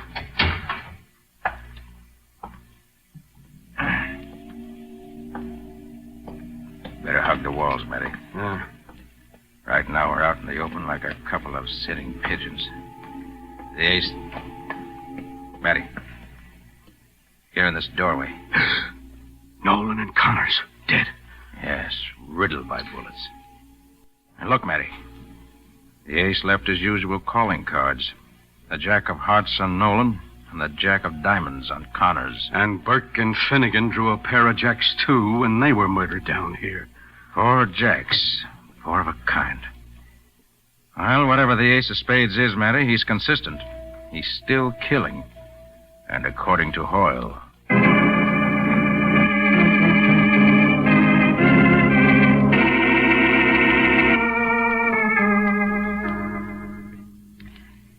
Patsy, what's happened to the master detective you promised to produce tonight? Well, I can't understand what's keeping Nick, Rhoda. He was supposed to be here long ago. Well, we won't worry about it. Let's just have another cocktail, huh? After all, it is my wife's birthday. As you know, Patsy, I'm a lucky woman to be Mrs. John Stanley. Look at the birthday present John gave me. This necklace. Oh, I've been noticing that, Rhoda. Matched diamonds, isn't it? Mm-hmm. It's a magnificent thing. Oh, that must be Nick now. I'll get it. What the devil? All right, Stanley, get those hands up. Yeah, and fast. Hey, now, wait a minute. What does this mean? We're playing cops and robbers. That's why we're wearing these masks. But you... Shut up, Stanley. I'll do all the talking around here. All right, Joe, get to work on that wall safe. It's behind that picture. You know the combination. Right. John, all my jewelry's in there. No, my dear. I'm afraid there's nothing we can do now. Or any other time. Pretty sure of yourself, aren't you? Yeah, lady, I sure am. How you doing, Joe? Okay. Just got the safe open. Swell. Now, Mrs. Stanley, I'll take that necklace. Oh, John, my birthday present. Will you give it to me, or do I have to tear it off your neck? Rhoda, I'm afraid you'll have to do as he says. No, I won't. Oh, Rhoda, your husband's right. We're helpless now. These men No, are... they're not going to take my necklace. All right, lady. Looks like I'll have to rip it off that pretty white neck of yours. Take your hands off my wife. Shut up, Stanley. Stay where you are. I said let her alone, you hear? Take your hands up. John! Nice work, pal. Yeah. Haven't had a chance to use that blackjack in a long time. You've killed him.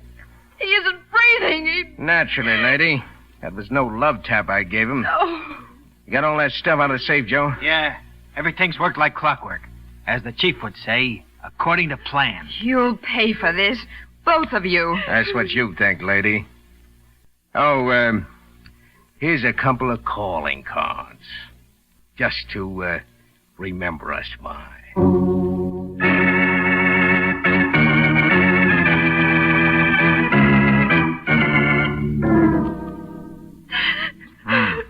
So they left the ace of hearts and the ace of clubs, huh, Patsy? Yes, Nick, and both of the men were masked. We couldn't tell who they were. They hit John. They killed him. He tried to protect me. Oh, now, Rhoda, don't try to talk. You've had a terrible shock. Just lie back on the couch and try to rest. The doctor will be here soon. John. I'm sorry, Mrs. Stanley. But someday you'll have the satisfaction of seeing those killers go to the chair. Nick, one of those crooks said everything went according to plan. Do you think the Ace of Spades planned John's murder? Yes, Patsy, I do. But it was so wanton. Whenever the ace of spades kills, he kills for a reason. He isn't the type to kill just for the pleasure of it. Now, Patsy, did you notice anything about these thugs? Anything unusual that might give us a clue? Well, no, they were both masked, about medium height, wore black gloves, and... Wait a minute, Nick. Yes? I do remember something now. When the man who hit John with the blackjack raised his arm, I saw his cufflinks. And what about them? They were little black aces of clubs. Unusual. Do they look expensive? Oh, yes, very. And not the usual kind of thing you'd pick up in a jewelry store. Probably made to order. Patsy, you're magnificent. I am, Nick? You are. You've stumbled on something we've badly needed in this case. A good lead. From now on, we're going to play a little game. A little game? Mm-hmm. Of what? A little game of poker.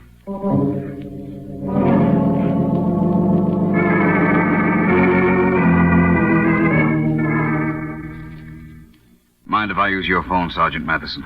No, not at all, Mr. Williams. Sergeant, my company is demanding action from you and Mr. Carter here. Yes. Now, wait a minute, Mr. Williams. Frankly, we can't wait for anything much longer.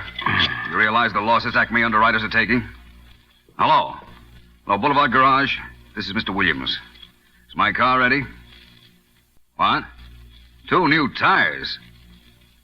I see the old ones are pretty badly cut up, eh? Well, that makes 3 new tires in all. Uh-huh. All right, go ahead. I suppose it can't be helped. Car trouble, huh? Yes, but that's the least of my worries, Mr. Carter. My firm's insured the Stanley jewels along with that diamond necklace for almost $100,000. Unless you nail down the Ace of Spades pretty quickly. Well, might as well try to nail down a ghost. We'll do what we can, Mr. Williams. I've got a lead on him now, I think. What lead? Well, I'd rather not say until I'm sure it'll be of value. Very well. I don't care how you get the Ace of Spades as long as you get him. And soon. Good day, gentlemen. Goodbye. Hey, Nick, what's this lead you're talking about? I'll let you know, Matty, when and if it pays dividends. Oh, by the way, Yep. Oh, wait a minute. Homicide, Sergeant Matheson? Sergeant, is Nick there? Oh, yeah, sure, Patsy. Here, Nick, it's for you. Hello, Patsy. Did you find anything? Plenty. I canvassed the big jewelry stores just as you told me to do. And? After walking my feet off and talking to about 100 supercilious jewelry clerks, I finally made a strike at Rutledge's. They make up those cufflinks? Yes. Did they have a carbon of the sales slip? Yes, Nick, they did. The man who ordered those cufflinks was Frankie Morello. Morello, huh? Good work, Patsy. Go home now, soak your feet in hot water. I'll let you know when I need you again.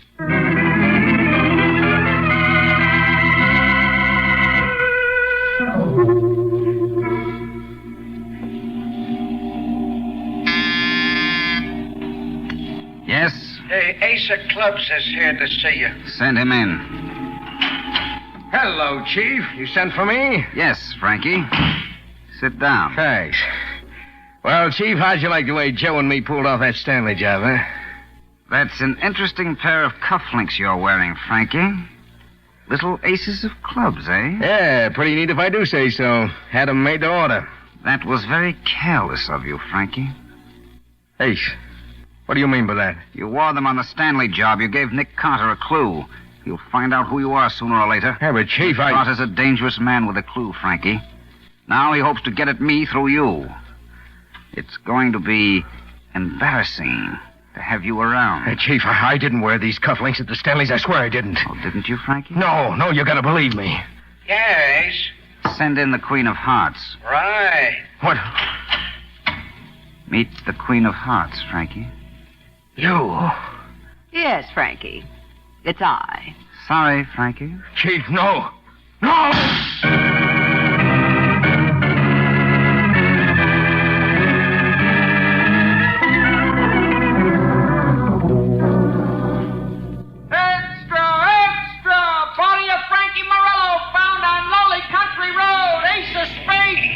Corpse of gangster, extra, read all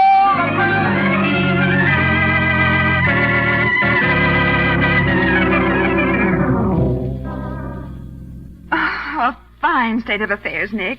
Frankie Morello, our only clue wiped out. Yes. But only you and I knew about that cufflinks clue, Nick. What is this Ace of Spades, a mind reader? Patsy, you forget. Huh? When you and I were discussing it at John Stanley's house, someone else was there who could have overheard us. Oh, Nick, you're not suggesting that Rhoda... She was in the room with us when we talked it over. Well, I know, but she was in a severe state of shock. Was she? Nick, you don't mean... I mean that things are beginning to add up. Look, Patsy, those crooks knew where the wall safe was, even at the combination. Oh, yes, that's right. The Ace of Spades could have received that valuable information direct from Rhoda. Yes, but we can't be sure of that, Nick. No, but there's one thing we can be sure of. Neither you nor I tipped off the Ace of Spades about that cufflinks clue. And somebody did. And the Ace fella was important enough to force him to destroy the evidence, his own henchman. Then it must have been Rhoda who tipped him off. She was the only other person who knew about the cufflinks. Exactly. I can't believe it. What? Well, I knew Rhoda Stanley well. Of course, I haven't seen her for... Oh, Nick, how could Rhoda be an accomplice to the murder of her husband right before her own eyes? Patsy, those jewels in the safe were insured for $100,000. That's a lot of money. Not to mention the millions that John Stanley probably left her in his will. But if Rhoda's mixed up in this, then who is the Ace of Spades? I've got a hunch, but I'm not positive yet. Whoever he is, he has an intimate knowledge of the jobs he tackles. And all these jobs have been pulled off against Acme underwriters. Patsy, suppose someone had easy access to the files of the company. Files? Yes, on banks, first storage vaults, and other properties, giving their floor layouts, burglar alarm setups, and so forth. A clever crook could pull off a nice, clean job with this information, couldn't he? Yes. Oh, but there might be any number of men who'd have access to this information. Adjusters, executives, insurance actuaries, any number of people on the inside. True, but we can narrow it down further. This man, this Ace of Spades, would not only have to be an inside man, he'd have to be someone who got around on the outside, too. Knew all these places by actual experience because he'd visited them. That's the only way he could operate the way he's doing. Wait a minute, Nick. You mean... I'm not sure, Patsy, but I hope to know within an hour. Come on, get your hat, let's go. Go? Go where? To the Boulevard Garage. That's where Ralph Williams keeps his car.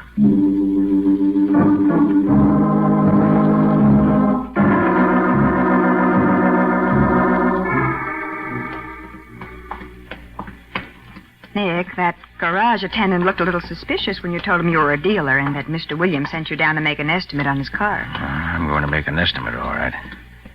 Here we are. Nick, you still haven't told me why you're interested in Mr. Williams' car. Not interested in the car itself, just the tires. The tires? Yes. I understand 3 of his tires were cut up so badly he had to have new ones. I think I know what cut his tires that way. But I want to be sure. Well, hurry up. That attendant is keeping his eye on us. Patsy, I've found what I've been looking for. Nick, I just don't get it. Here, take a good look at all 4 of these tires. Huh? See the glass particles in the treads? There's old tires, full of them. Yes, but what do they mean? I mean that Mr. Williams has been driving this car over roads littered with broken glass. And the only place in town where there are roads like that is in the abandoned slum section. Then, Nick, what you're saying is that Ralph Williams is the Ace of Spades. Yes. And I'd bet every poker chip in the pot on it.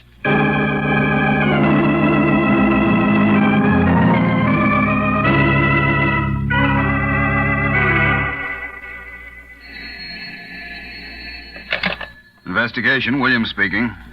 Who? Claims Department. Oh, yes, Mr. Redden. Funny, I was just talking to Mrs. Stanley. She's right here in my office now. No, we haven't been able to break that Stanley case. The Ace of Spades got clean away with those jewels. Huh? I know it's a lot of money, but we're licked and we'll have to pay the claim. Yes, I know, and you're perfectly right. But even Nick Carter's fallen down on this one. All right, Mr. Redden. Goodbye. Well, my dear, it looks as though you're in. They're going to okay the claim. When will it come through? The cash, I mean. Sometime next week. And after that, my dear, I suggest you go away for a long vacation trip. In fact, I think I'll join you myself. It's, getting pretty warm in town. Yes, come in. A messenger brought this letter for you, Mr. Williams. Oh, thank you, Miss Hamilton. From Nick Carter. Nick Carter? I wonder what he wants. Now, my dear, nothing to be nervous about. Let's see. There's nothing in it but a playing card. Yes. But look at that card. It's the Joker.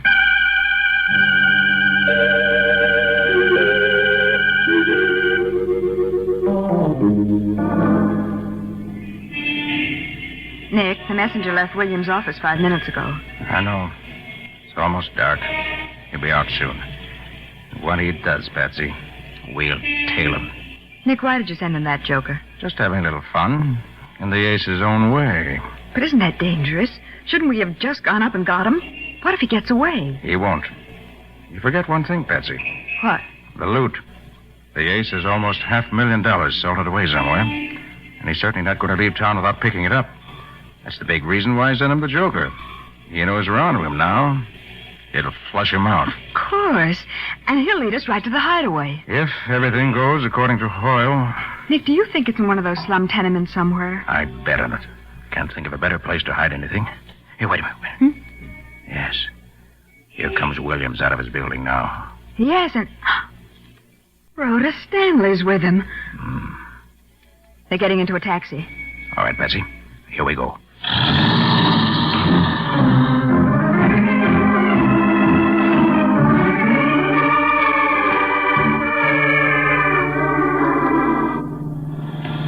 Nick, look. They've stopped at the Riverview boathouse. Yes. They're getting into a launch. But I don't understand. This means they're not going to the tenement area. On the contrary, Patsy. You forgot one thing. The river fronts that area, and the boat running quietly with its lights out might get in a lot easier than a car, especially when all the streets are being watched. We can't let them get away, Nick. What now? I'm going on to the tenement area. You get Matty on the phone. Uh-huh. Have him throw a cordon around this entire area and tell him to notify the harbor police, too. All right, Nick. I fancy make it plain to Matty that the harbor police are not to stop the boat, or just keep them under surveillance. We want the ace to pick up that money before he tries a final getaway.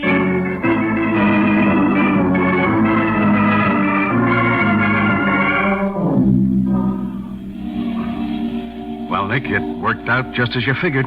Ace of Spades came off that boat and went into that 5-story tenement right across the street there. Yes, lucky your men were posted onto those docks, Matty. Otherwise, we might have missed him. Well, the Stanley woman's waiting in the boat. We can pick her up later just as soon as we... Hey, Nick. Huh? The Ace of Spades is coming out. Get back into the doorway. He went in empty-handed and came out with a suitcase. Yeah, that's the swag, all right. Well, here goes. Just a minute, Ace. What? No, drop that gun. Drop it, I say. Nice shot, Matty. Winged him in the arm. Yes, sir. You trumped the Ace of Spades neatly.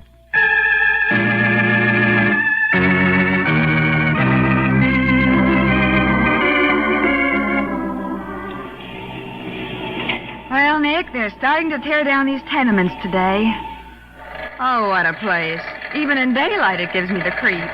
Yes, but someday, they tell me, this is going to be a beautiful housing development with parks and playgrounds for the kids. Maybe, but right now it looks like a kind of death house. And speaking of the death house, I wonder what the Ace of Spades is thinking about now. About black on red or red on black?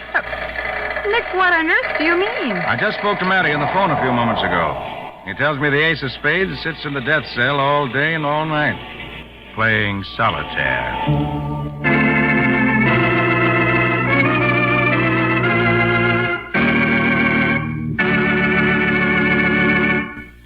Say, Nick, how about giving us a few of the ingredients that make up your story for next week? Why, sure, Hugh.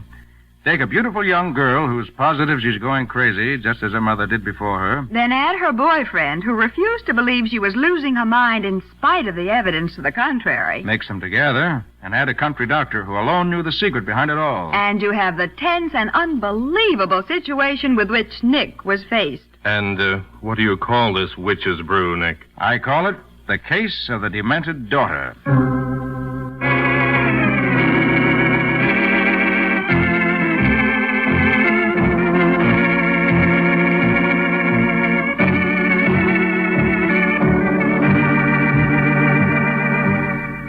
Nick Carter, Master Detective, which is produced and directed by Jock McGregor, is copyrighted by Street & Smith Publications, Incorporated.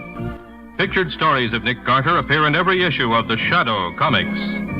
In the broadcast of Nick Carter, Master Detective, Lon Clark is starred as Nick, Charlotte Manson is featured as Patsy, Matty is played by Ed Latimer. Original music is played by George Wright.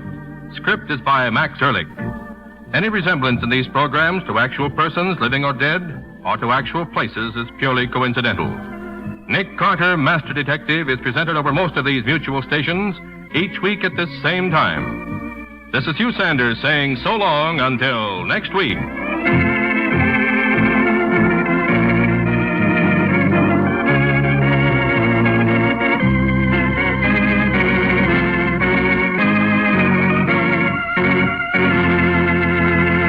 This program was heard in Canada through the facilities of the Canadian Broadcasting Corporation.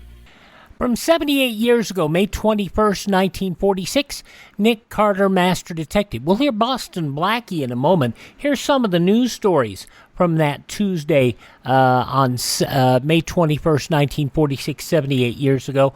An Army C-45 transport crashed against the stone side of the 70-story Bank of Manhattan building in the skyscraper canyons of New York's Wall Street, exploded in a vivid flash of red flame last night, killing the 5 people aboard. Fighting has broken out between government forces and the Azerbaijan army. Premier Ahmed Quanal, ex-Sultan, admitted yesterday Radio Tabriz asserted Iranian troops were attacking for the second straight day. General Marshall charged warring Chinese factions yesterday with fomenting hate campaigns that threaten a general conflagration and a disaster to the nation. A.F. Whitney, president of the Brotherhood of Railroad Trainmen, said last night a new proposal has been made to the railroads by his union and the Brotherhood of Locomotive Engineers. He declined to discuss the details, but said it's been conveyed to the railroads early yesterday by presidential labor advisor John R. Steelman. Atlanta citizens almost up in arms last night because a one-legged man arrested for stealing about 50 cents worth of food told police he was a veteran. Kenneth Allen Drapeau of Coeur d'Alene, Idaho, booked early yesterday on suspicion of stealing 2 10-cent pies, 2 5-cent packages of peanut butter crackers, and a watermelon from Butler's fruit stand. He admitted eating the watermelon. The other articles recovered. He was wearing parts of an army uniform and a discharge emblem. He told police he lost his right leg at Saipan. He said he was broke and hungry. So, there you go. Last night, Drapeau changed his story.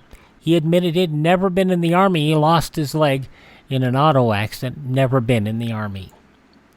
Some people. Some of the stories from Tuesday, May 21st, 1946. Up next, we will hear from another show from May 21st, 1946, Dick Calmer's Boston Blackie.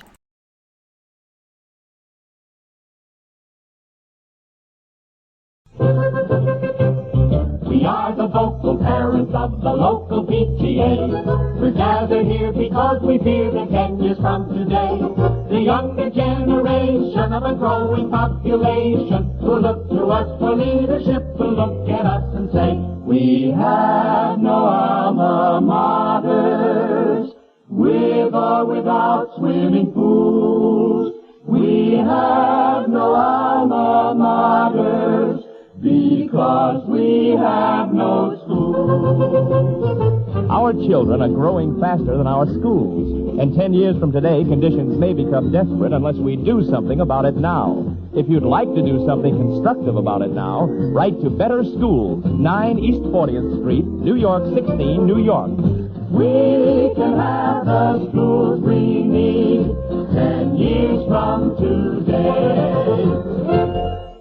The husband of Dorothy Kilgallen, Dick Calmer, as Boston Blackie in this episode of the program from 78 years ago, May 21st, 1946, the Blaine brothers pawn shop murder. I don't see what you're complaining about, John. Oh, you don't, huh? Well, who owns this pawn shop, Paul? You, me, or both of us? We both do, you know that. Okay, then. From now on, I sign checks the same as you do. Now, wait a minute, John. You're getting your share of the profits, aren't you? So you say. Only I don't trust you. I'll get it. Hello. Hello. Wait a minute. Is anybody on here? Hello. Hello? Is this Blaine's pawn shop? Yeah, what do you want? I want to speak to Paul Blaine, please. Oh, you don't care who you speak to, do you? Just a minute. It's for you, here. Thanks. Hello? Hello, Paul Blaine? Yeah? This is Boston Blackie. You wanted me to call you? Oh, yeah. And, I'm sorry about the way my brother spoke to you on the phone. We're having a little argument. That's all right.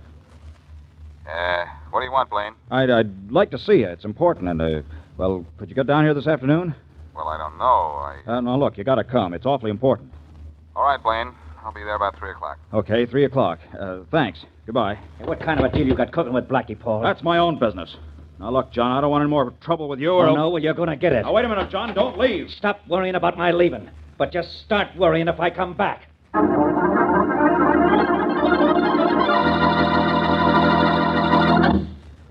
And now, back to Dick Calmer as Boston Blackie. Enemy to those who make him an enemy. Friend to those who have no friend.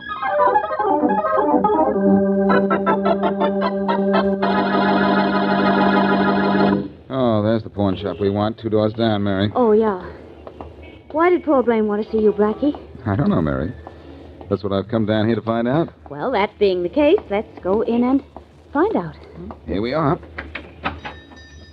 Oh, good afternoon. Good afternoon. Are you Paul Blaine? Yes, I am. You must be Boston Blackie. Yes, and this is Mary Wesley. How do you do? Blaine? Well, you're right on time, Blackie. You said you'd be here at 3, and it's, 2 minutes of 3 right now. I'm generally on time, Blaine. What'd you want to see me about? Well, it's this, Blackie. I made a loan of $1,000 on a diamond yesterday, and this morning I found out it's stolen property. Uh-oh. That's bad, isn't it? It's very bad, Miss Wesley. It means I may lose my $1,000. Ooh. Well, what do you want me to do about it, Blaine? Well, I thought you'd take the diamond to the insurance company that carries a policy on it and make a deal so I could get my money back. Oh. Well, I suppose I could do that, but why can't you? Well, they'd have no reason to bargain with me.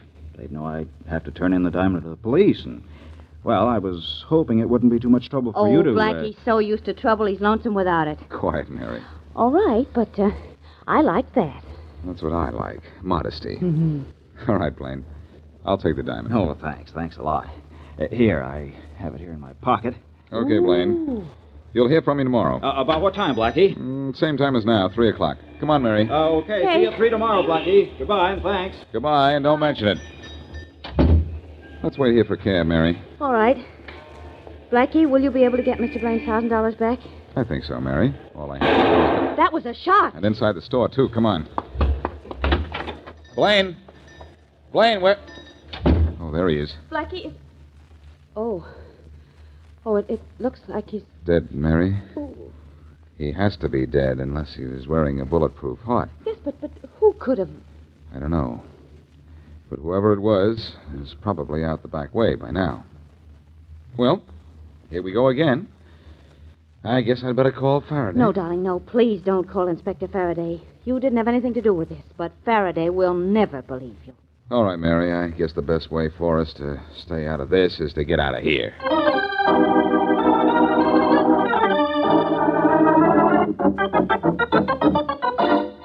Hey, Rollins. Rollins, come in my office. Yeah, Inspector Faraday? What about some action on the murder of Paul Blaine, the pawnbroker? Inspector, there hasn't been a thing developed. Oh, just a minute. Faraday speaking. Inspector, got a little news for you. You want to know who killed Paul Blaine, don't you? Sure. Do you know who did it? Well, I know who was in his store about the time he got bumped. Oh. Friend of yours? Boston Blackie? A friend of it. Hello. Hello. What was it, Inspector? Some guy who says Boston Blackie was at the scene of Paul Blaine's murder. Good. Hey, that's exactly what you want, isn't it? It should be, but it isn't. This is one time I don't think Blackie's involved. And besides, I waste too much time chasing that guy anyway. Gee, Inspector, you must be sick. Maybe that call was a straight tip. I doubt it. Besides, I got a line on Blaine's killer. Yeah, who? Never mind who. But Blaine sent a certain guy to prison about 5 years ago. Last week, that certain guy got out of prison. I think he killed Blaine for revenge. Could be, Inspector, but I'd still like to have a look around Blackie's apartment. Go ahead. Waste your time any way you want. But I'll bet I find a real killer before you find anything on Boston Blackie.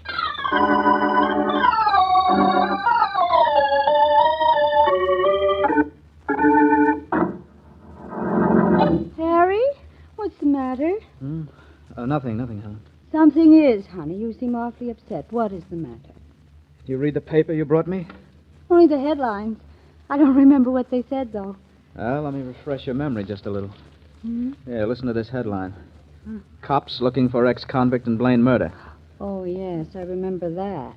Well, I'm an ex-con, remember that? Yes, of course, darling. You got out of jail, let's see. It was last, what day was it? Last Friday. Oh, yes, that's right. But, darling, what does this have to do with you and then this Mr. Blaine's murder? Well, Blaine sent me to prison. Now the cops are trying to tie me up with his murder. Oh. The paper says Blaine was knocked off at 3 o'clock yesterday. If I could just remember where I was then, Don't you know where you were, Harry? You were with me. Oh, yeah, but where? Huh? We weren't anywhere. We were out walking, that's all. Oh, yes, that's right. Where were we walking? Do you remember?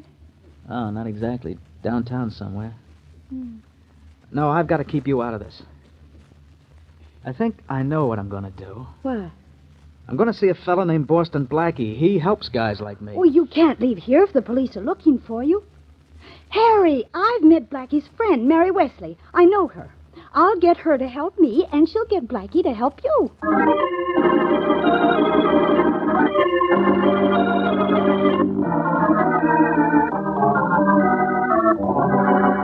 Now, Helen, please, can't you remember where you and Harry were, and at least about what time it was? No, Mary, I can't. All I know is that we were out walking. Yes, but where, dear? Just downtown. That's a big help. Now, look, Paul Blaine was murdered at 3 o'clock in his shop on 71st Street. Were you on 71st Street around 3 o'clock? Well, no. Oh, gosh, I'm beginning to sound like Blackie. Mary, I don't know where we were. I started out to see a man about fixing my coat. I think I have his address here in my purse. Oh, Now, well, just this a might be minute. something. Oh, dear. Oh, yes. Here's his address. 20th Street. All right, now you think you were on 20th Street. Yes. Down there somewhere. But I don't know. Oh, wait a minute. What's that other card in your purse? Where? Which one? Oh, yes, let's see. Oh, yes, I remember. A sidewalk photographer took our picture and gave us this check. Yesterday? Yes, while we were out walking. Yesterday afternoon. Well, as Blackie might say when I show him this, it's a nice photograph. Let's hope it doesn't result in any negative development.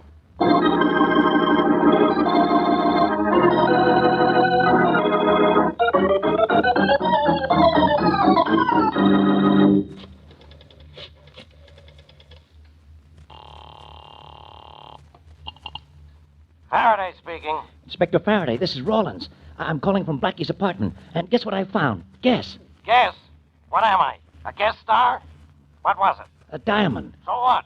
Well, this diamond is listed as one of the things which should have been in Paul Blaine's pawn shop, but wasn't. Yeah? Yeah, and that means maybe Blackie was... Well, he might have... What are you talking about? Well, you see, I get it. Blackie slipped up behind you and has a gun in your back, huh? Some cop you are. Just put Blackie on the phone. Sure. Here, Blackie, he wants to talk to you. Thanks, Rollins. And don't go away yet. Okay. Hello, Inspector. Blackie, what is that diamond from Blaine's pawn shop doing in your apartment? It's all very simple, Inspector, but it'll sound complicated to you. Blaine gave it to me Oh, yeah? When? at 3 o'clock yesterday afternoon. 3 o'clock. That's when we think he was killed. And I got a tip you were there when it happened. Only I didn't believe it. Why not? I was there.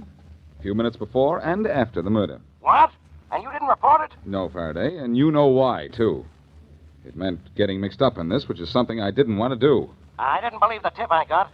And I'll tell you something you won't believe. What? I believe you. How do you like that? Faraday, my, how you've changed. Never mind about me. You sent Rollins back to headquarters. And with that diamond. All right. Bye. Goodbye. Rollins, Yeah, Blackie? Faraday wants you back at headquarters, and you can take this diamond with you. Sure. Okay, thanks a lot, Blackie. Good, Oh, hello, Miss Wesley. Hello, Sergeant Rollins. Come in, Mary. The sergeant is just leaving. Yeah, so long. Bye. Well, Mary, I almost got mixed up in the Blaine murder. Rollins found that diamond Blaine gave me, and Faraday got a tip I was there when Blaine was killed. Oh, somebody's trying to frame you. Well, that means you'll help my friend Helen, doesn't it? What? What friend, Helen? Helen Waltham, darling. The one I told you about on the telephone. Faraday thinks her fiancé, Harry Matthews, murdered Blaine. Oh, yes. Well, that means I'd better find an alibi for Matthews that will show him away from the scene of the crime at the time of the murder. Well, all right, then I know this much, Blackie. Yesterday afternoon, Helen and Harry were walking on 20th Street. Now, that's about 5 miles from the scene of the crime. A sidewalk photographer took their picture, she thinks about 3 o'clock, and she had a receipt for it. I took that. Here. Picture, huh? Say, I'd like to see it. Maybe the shadows on the street or something on it would give Matthews an alibi. Yeah. It's awfully late. Photoshop is probably closed by now. But if we can get into the dark room, maybe we can bring an alibi for Matthews out into the light.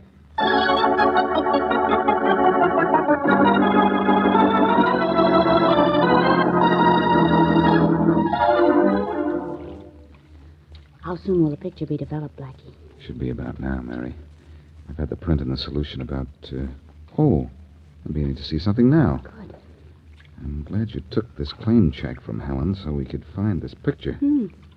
Developing that print isn't taking as long as it took us to get in here. There was a tough lock on the door, Mary. I had a hard time picking it. Yeah, you'll have to buy the photographer a new lock, won't you? I suppose so. Now, let's hope this picture shows something that'll help us. All we know now is that it was taken the afternoon of the murder. Okay, I'm hoping. Look, Blackie, there's the whole picture now. It's clear, too. Mm-hmm. Now we'll lift it out of the solution and have a look at it.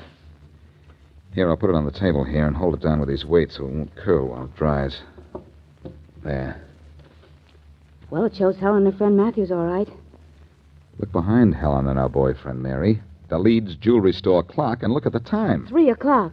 And Leeds Jewelry Store is on 20th Street, a good 5 miles from where Paul Blaine was killed. And at 3:00. Tell your friend Helen not to worry, Mary. Our friend Harry Matthews is all right. The clear shot of the clock in this picture put him in the clear, too.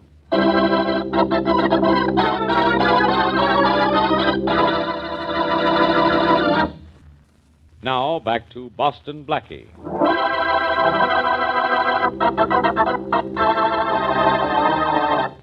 Paul Blaine, pawnbroker, gets Blackie's help in returning a stolen diamond. Just after Blackie leaves him, however, Blaine is shot and killed. Police think Blaine was murdered by Harry Matthews, ex-con, who was sent to jail by Blaine. But with the help of his girlfriend, Helen Waltham, Matthews receives Blackie's help in proving his innocence.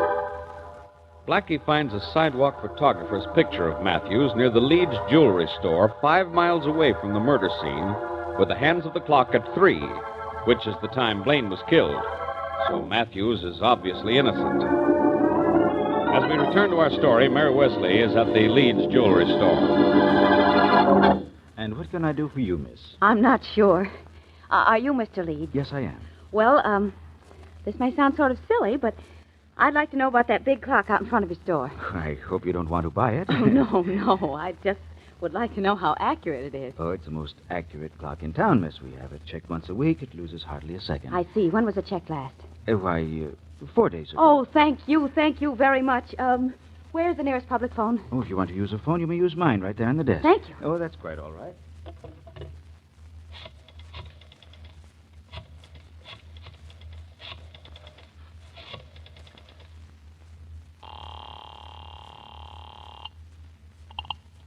Hello? Blackie, this is Mary. You found out about the clock? Yes, it's always right, and it was checked 4 days ago. Good. Now I'm absolutely sure Matthews is innocent. I'm going up to tell him for 2 reasons. To make him happy and Faraday miserable.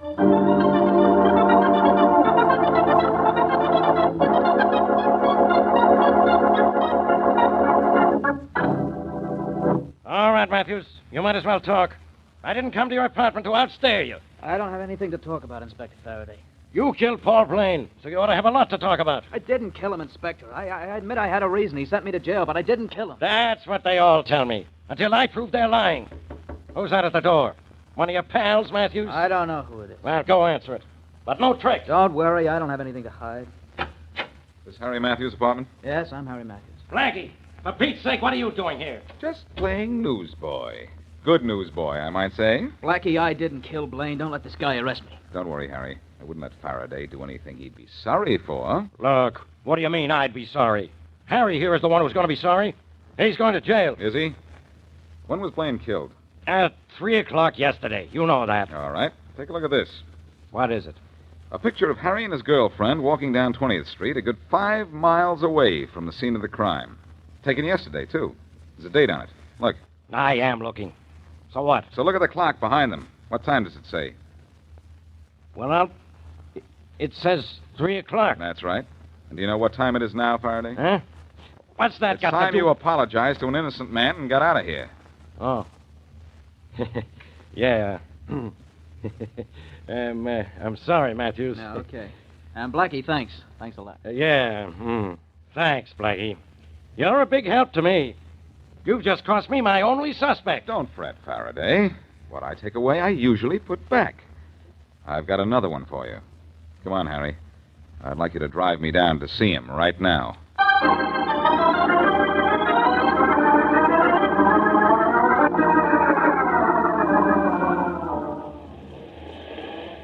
This is Blaine's pawn shop right here, Harry. Thanks for driving me. No trouble, Blackie. It was nice seeing you, Blackie. Thanks, Helen, and thanks for the lift. Okay. Oh, say, would you wait for me for a few minutes? I'm going to want to get to my bank, and I may not be able to get a car. Sure, we'll wait. But you better hurry. The bank closes in a few minutes. I guess I shouldn't have stopped to pick up Helen. That's all right. We'll make it. How far to your bank? It's down on 25th Street. The Weatherly National, Blackie? Yes, Helen, why? Why, that's my bank, too. Well, we're practically partners then, Helen. Yeah. I'll be out in a minute. You want me to go with you? No, thanks, Matthews. I like to do things like this alone. Be right back. Hurry, or you'll be too late to get to the bank. All right. Good afternoon. Yeah? What's good about it? Well, that's fine talk.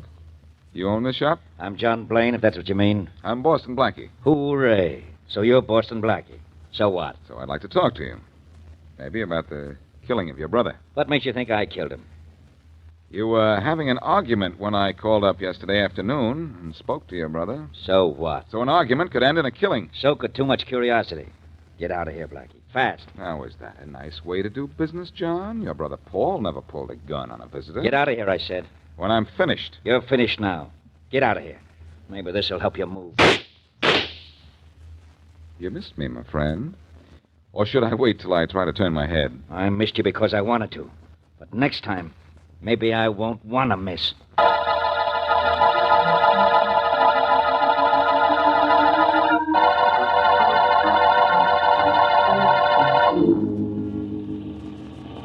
I wish I'd known you were having trouble with John Blaine, Blackie. I could have run out and given you a hand. I didn't mind arguing with him, Harry. It was the back talk from his gun I couldn't do anything about. Blackie, I want to thank you for helping Harry out of his trouble.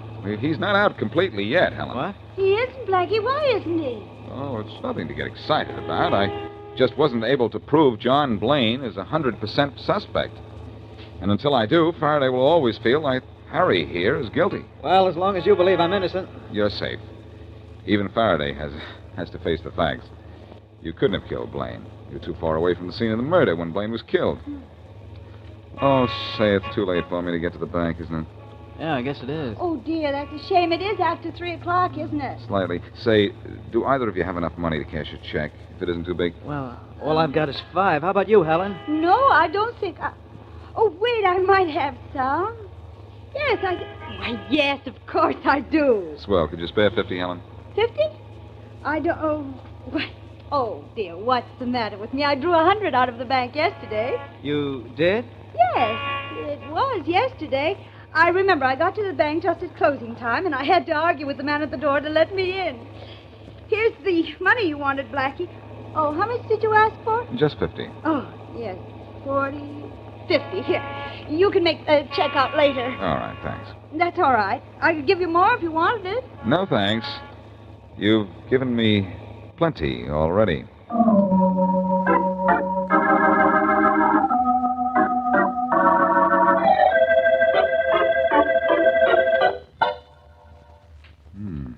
That sidewalk photographer must have a mania for putting fancy locks on his door. This one's tougher than the one I picked yesterday, Mary. Yeah, it sure seems to be. But what are we going to find by breaking into this dark room again? Oh, nothing much, Mary. Just this.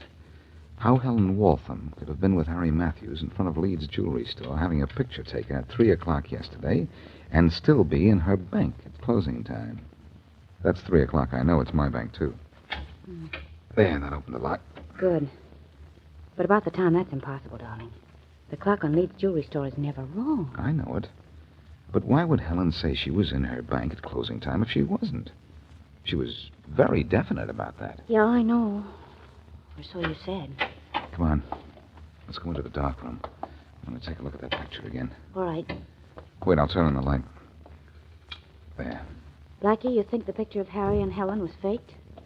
Retouched or something? No, it wasn't. Or I would have noticed it. The picture was real. The clock wasn't wrong. So there's only one answer for this whole thing. What? I said there's only one answer, Mary. I didn't say I knew what it was. Oh. Let's see. Do you remember the number of that picture of Harry and Helen? I sure do.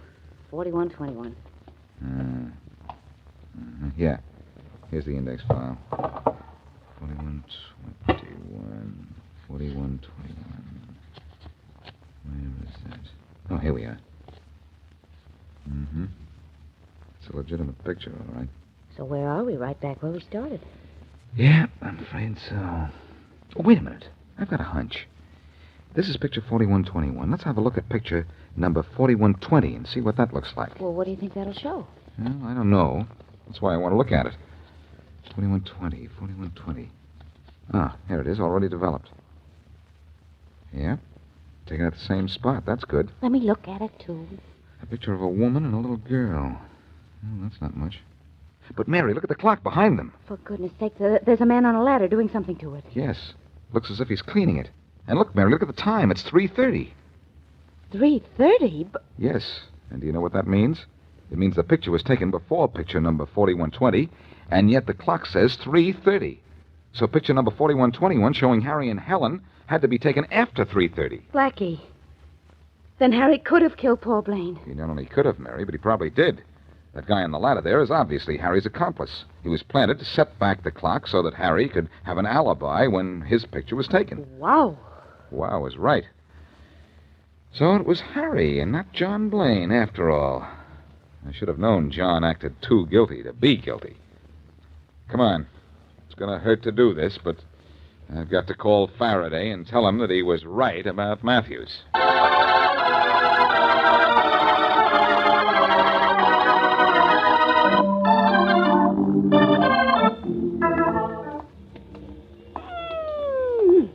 Oh, it's a lovely day for a walk, isn't it, Blackie?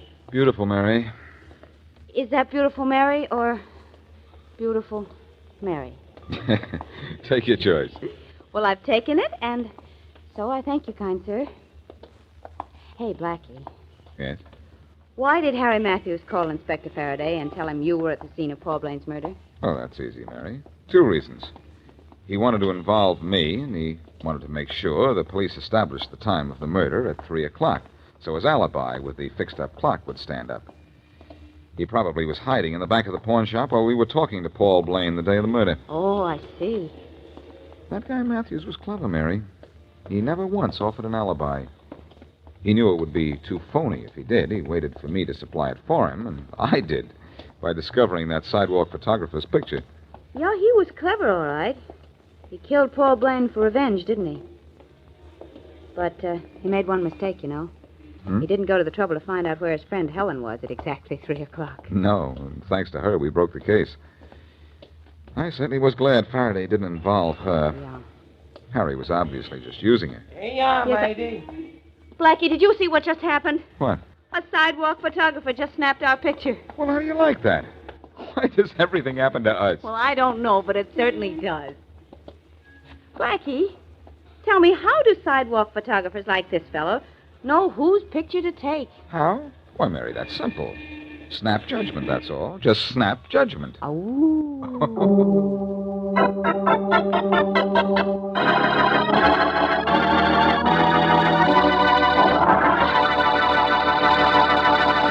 78 years ago, May 21st, 1946, Boston Blackie on Classic Radio Theater with Wyatt Cox. Coming up next, another in the adventures of Superman.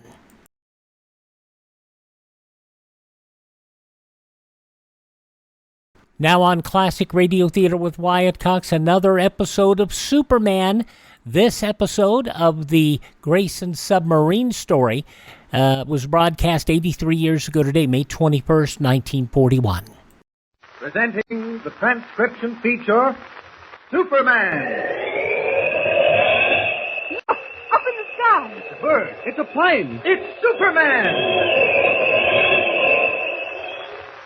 Yes, it's Superman, strange visitor from the planet Krypton, who came to Earth with powers and abilities far beyond those of mortal men.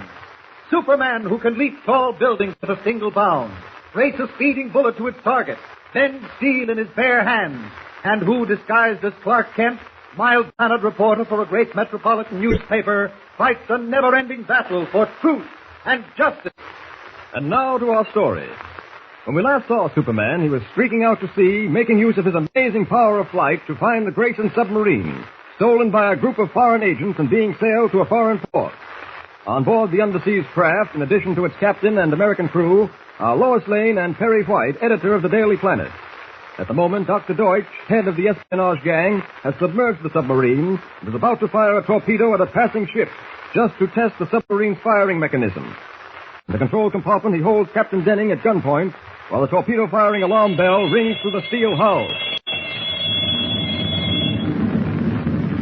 Now that the alarm is sounded, all I must do is press this button, the one which says torpedo fired, stern tube. And that ship will sink like a punctured balloon. The love of mercy, Deutsch, don't do it. There are innocent people aboard that ship, people who have done you no harm whatsoever. We are wasting time. I will press the button. Deutsch! Too late! It's done. Now. Finding like a banshee, 2,000 pounds of sudden death catapults from the stern of the submarine and cuts through the water in the direction of the doomed ship, white foam bubbling in its wake. In the all-enveloping darkness, human vision is unable to follow the path of the death-dealing torpedo. But high above the rolling ocean, the eyes of Superman can see the line of white foam trailing the steel fish. For a moment, he hangs in midair, and then, realizing that the torpedo is aimed at the ship moving slowly through the night, Superman dives with the speed of light, landing in the water between the torpedo and its target.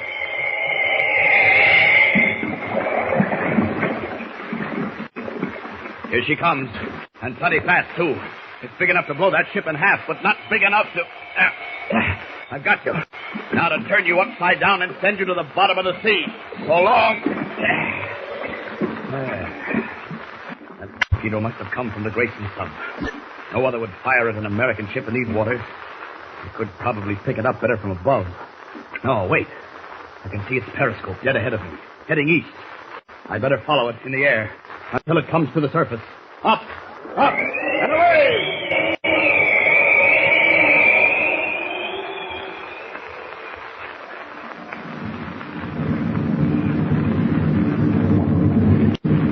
I am afraid, Captain Denning, that we missed the ship and wasted a torpedo. Too bad. Either that, or the kindly providence protects decent human beings from madmen like yourself. I have already told you, Captain, that you are wasting your breath trying to insult me. At least until the submarine lies at anchor at some port in my own country. Then, if you dare open your mouth, you will suffer for it. And order the submarine brought to the surface to proceed at full speed. And bring Kessler here to take the captain to his quarters. One of my men will be here in a moment. Remember, Captain, I have only a small group of assistants on board, but each of them is well trained. Do not attempt anything for which you might be sorry. Now, that is quick. Kessler. Yup. You will show Captain Denning to his quarters and remain on guard outside. If he attempts anything you do not consider proper in a prisoner, you are not to kill him. Just render him helpless temporarily.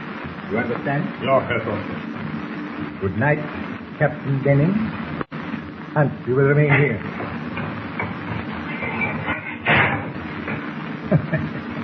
The good captain is not in the best of humor. Kein Wunder, Herr Doktor. Speak English, Hans.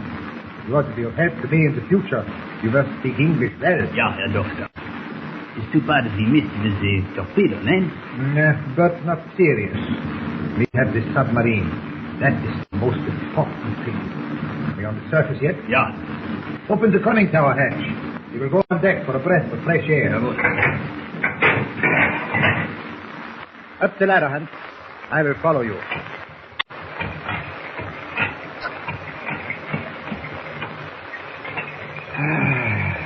The air feels good, eh, Hans? Yeah, Doctor. All the nights are like this, with the sea smooth. We will be home in 6 days. Yeah, in 6 days. Imagine Hans stealing a submarine right from under the very noses. Why, it's unheard of. Hey, Doctor. What is it? I heard the strange wind. There's always wind on the sea. Just think of it, Hans. There will be headlines in the newspapers, and they will decorate... Listen, Doctor. I hear it again. Oh, you hear wind. Well, what of it? What was that? The submarine rolls. Maybe the hatch is not fastened. It's dust. Why are you so nervous, Hans? I will be nervous until we are across the ocean. What can happen now? Do you think these Americans are smart enough to realize what we have done? No, they are stupid. Are they? Who's there? A stupid American. Where is he? I can't see. Dead. Near the rail. That gun won't do you any good, my friend. Might as well toss it overboard. Put your hands up. Don't make me laugh. Put them up or I shoot. Go ahead. See how those bullets bounced off my chest? Well, that's how you're going to bounce right now. So, Americans are stupid, are they? Now, I'll just knock your thick skulls together for good measure. Now, boys can't take it very well. Both are cold. Well, down the hatch, one at a time. There we are.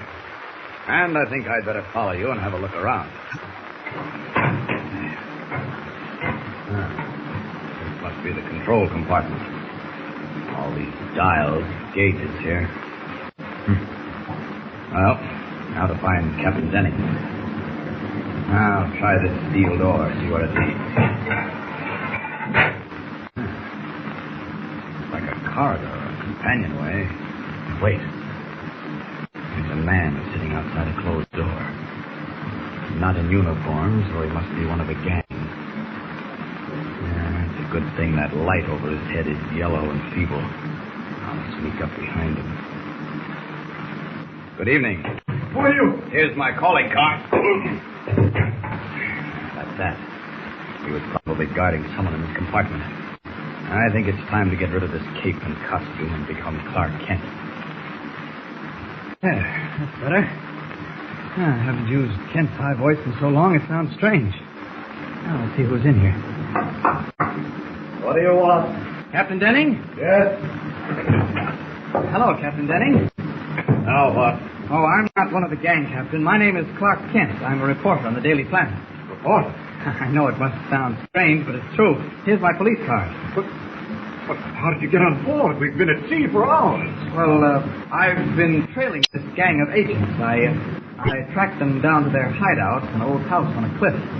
And when they brought this submarine into a hidden cove near the house, I knew something was wrong, so I sneaked on board. I've been lying low ever since. It's amazing. How did you get by the gorilla on guard? Oh, a lucky punch fixed him. Same goes for the two who are on deck. They're sleeping peacefully in the control room. You mean Dr. Deutsch and Hans? Yes, Hans is one of them. The other's heavy set with a bristling mustache. Yes, that's Dr. Deutsch. He's head of the gang. Oh. Kent, we've got to work fast. What you say is true. We can regain control of the submarine. With Deutsch, Hans, and Kessler out of commission, there are only 4 of the gang left. They locked most of my crew in the stern compartment. Those that are free are operating the submarine at gunpoint. I have 2 revolvers hidden in my locker here. I've been saving them for just such an opportunity. Here you are. Now follow me. Just a minute, Captain. Before we get mixed up in anything, I'd like to know the whereabouts of 2 friends of mine who are being held on board. Miss Lane and Mr. White? Oh, they're locked in the stern with my crew. We'll free them later. Oh, good. Kent, you certainly flattened this bird on the floor. If Deutsch and Hans got the same treatment, they won't be on their feet for a long time. Come on, down this passageway. 2 of the gang are in the engine room and 2 more in the diving control compartment. We'll tackle the engine room first. Quiet now. Right up ahead. You swing the door open and I'll cover it. Here we go. Go ahead. Open it. Drop those guns and don't move. Listen, boy. Kent, look out! They're looking for a fight, Captain. Let's go. How's this? Kent, you knocked both of them out. Good heavens, man. How'd you dare wade through that hail of bullets? Were you hit? Oh, not a scratch. Let's get the other 2. Well, my men here can handle them. Take the guns, boys, and let them have it. They get tough. First thing we've got to do, Kent, is radio the naval base and tell them we're on our way back at full speed. This is the happiest moment of my life, and I can thank you for it. We're going back, Kent, with the ship intact. We're going back at full speed.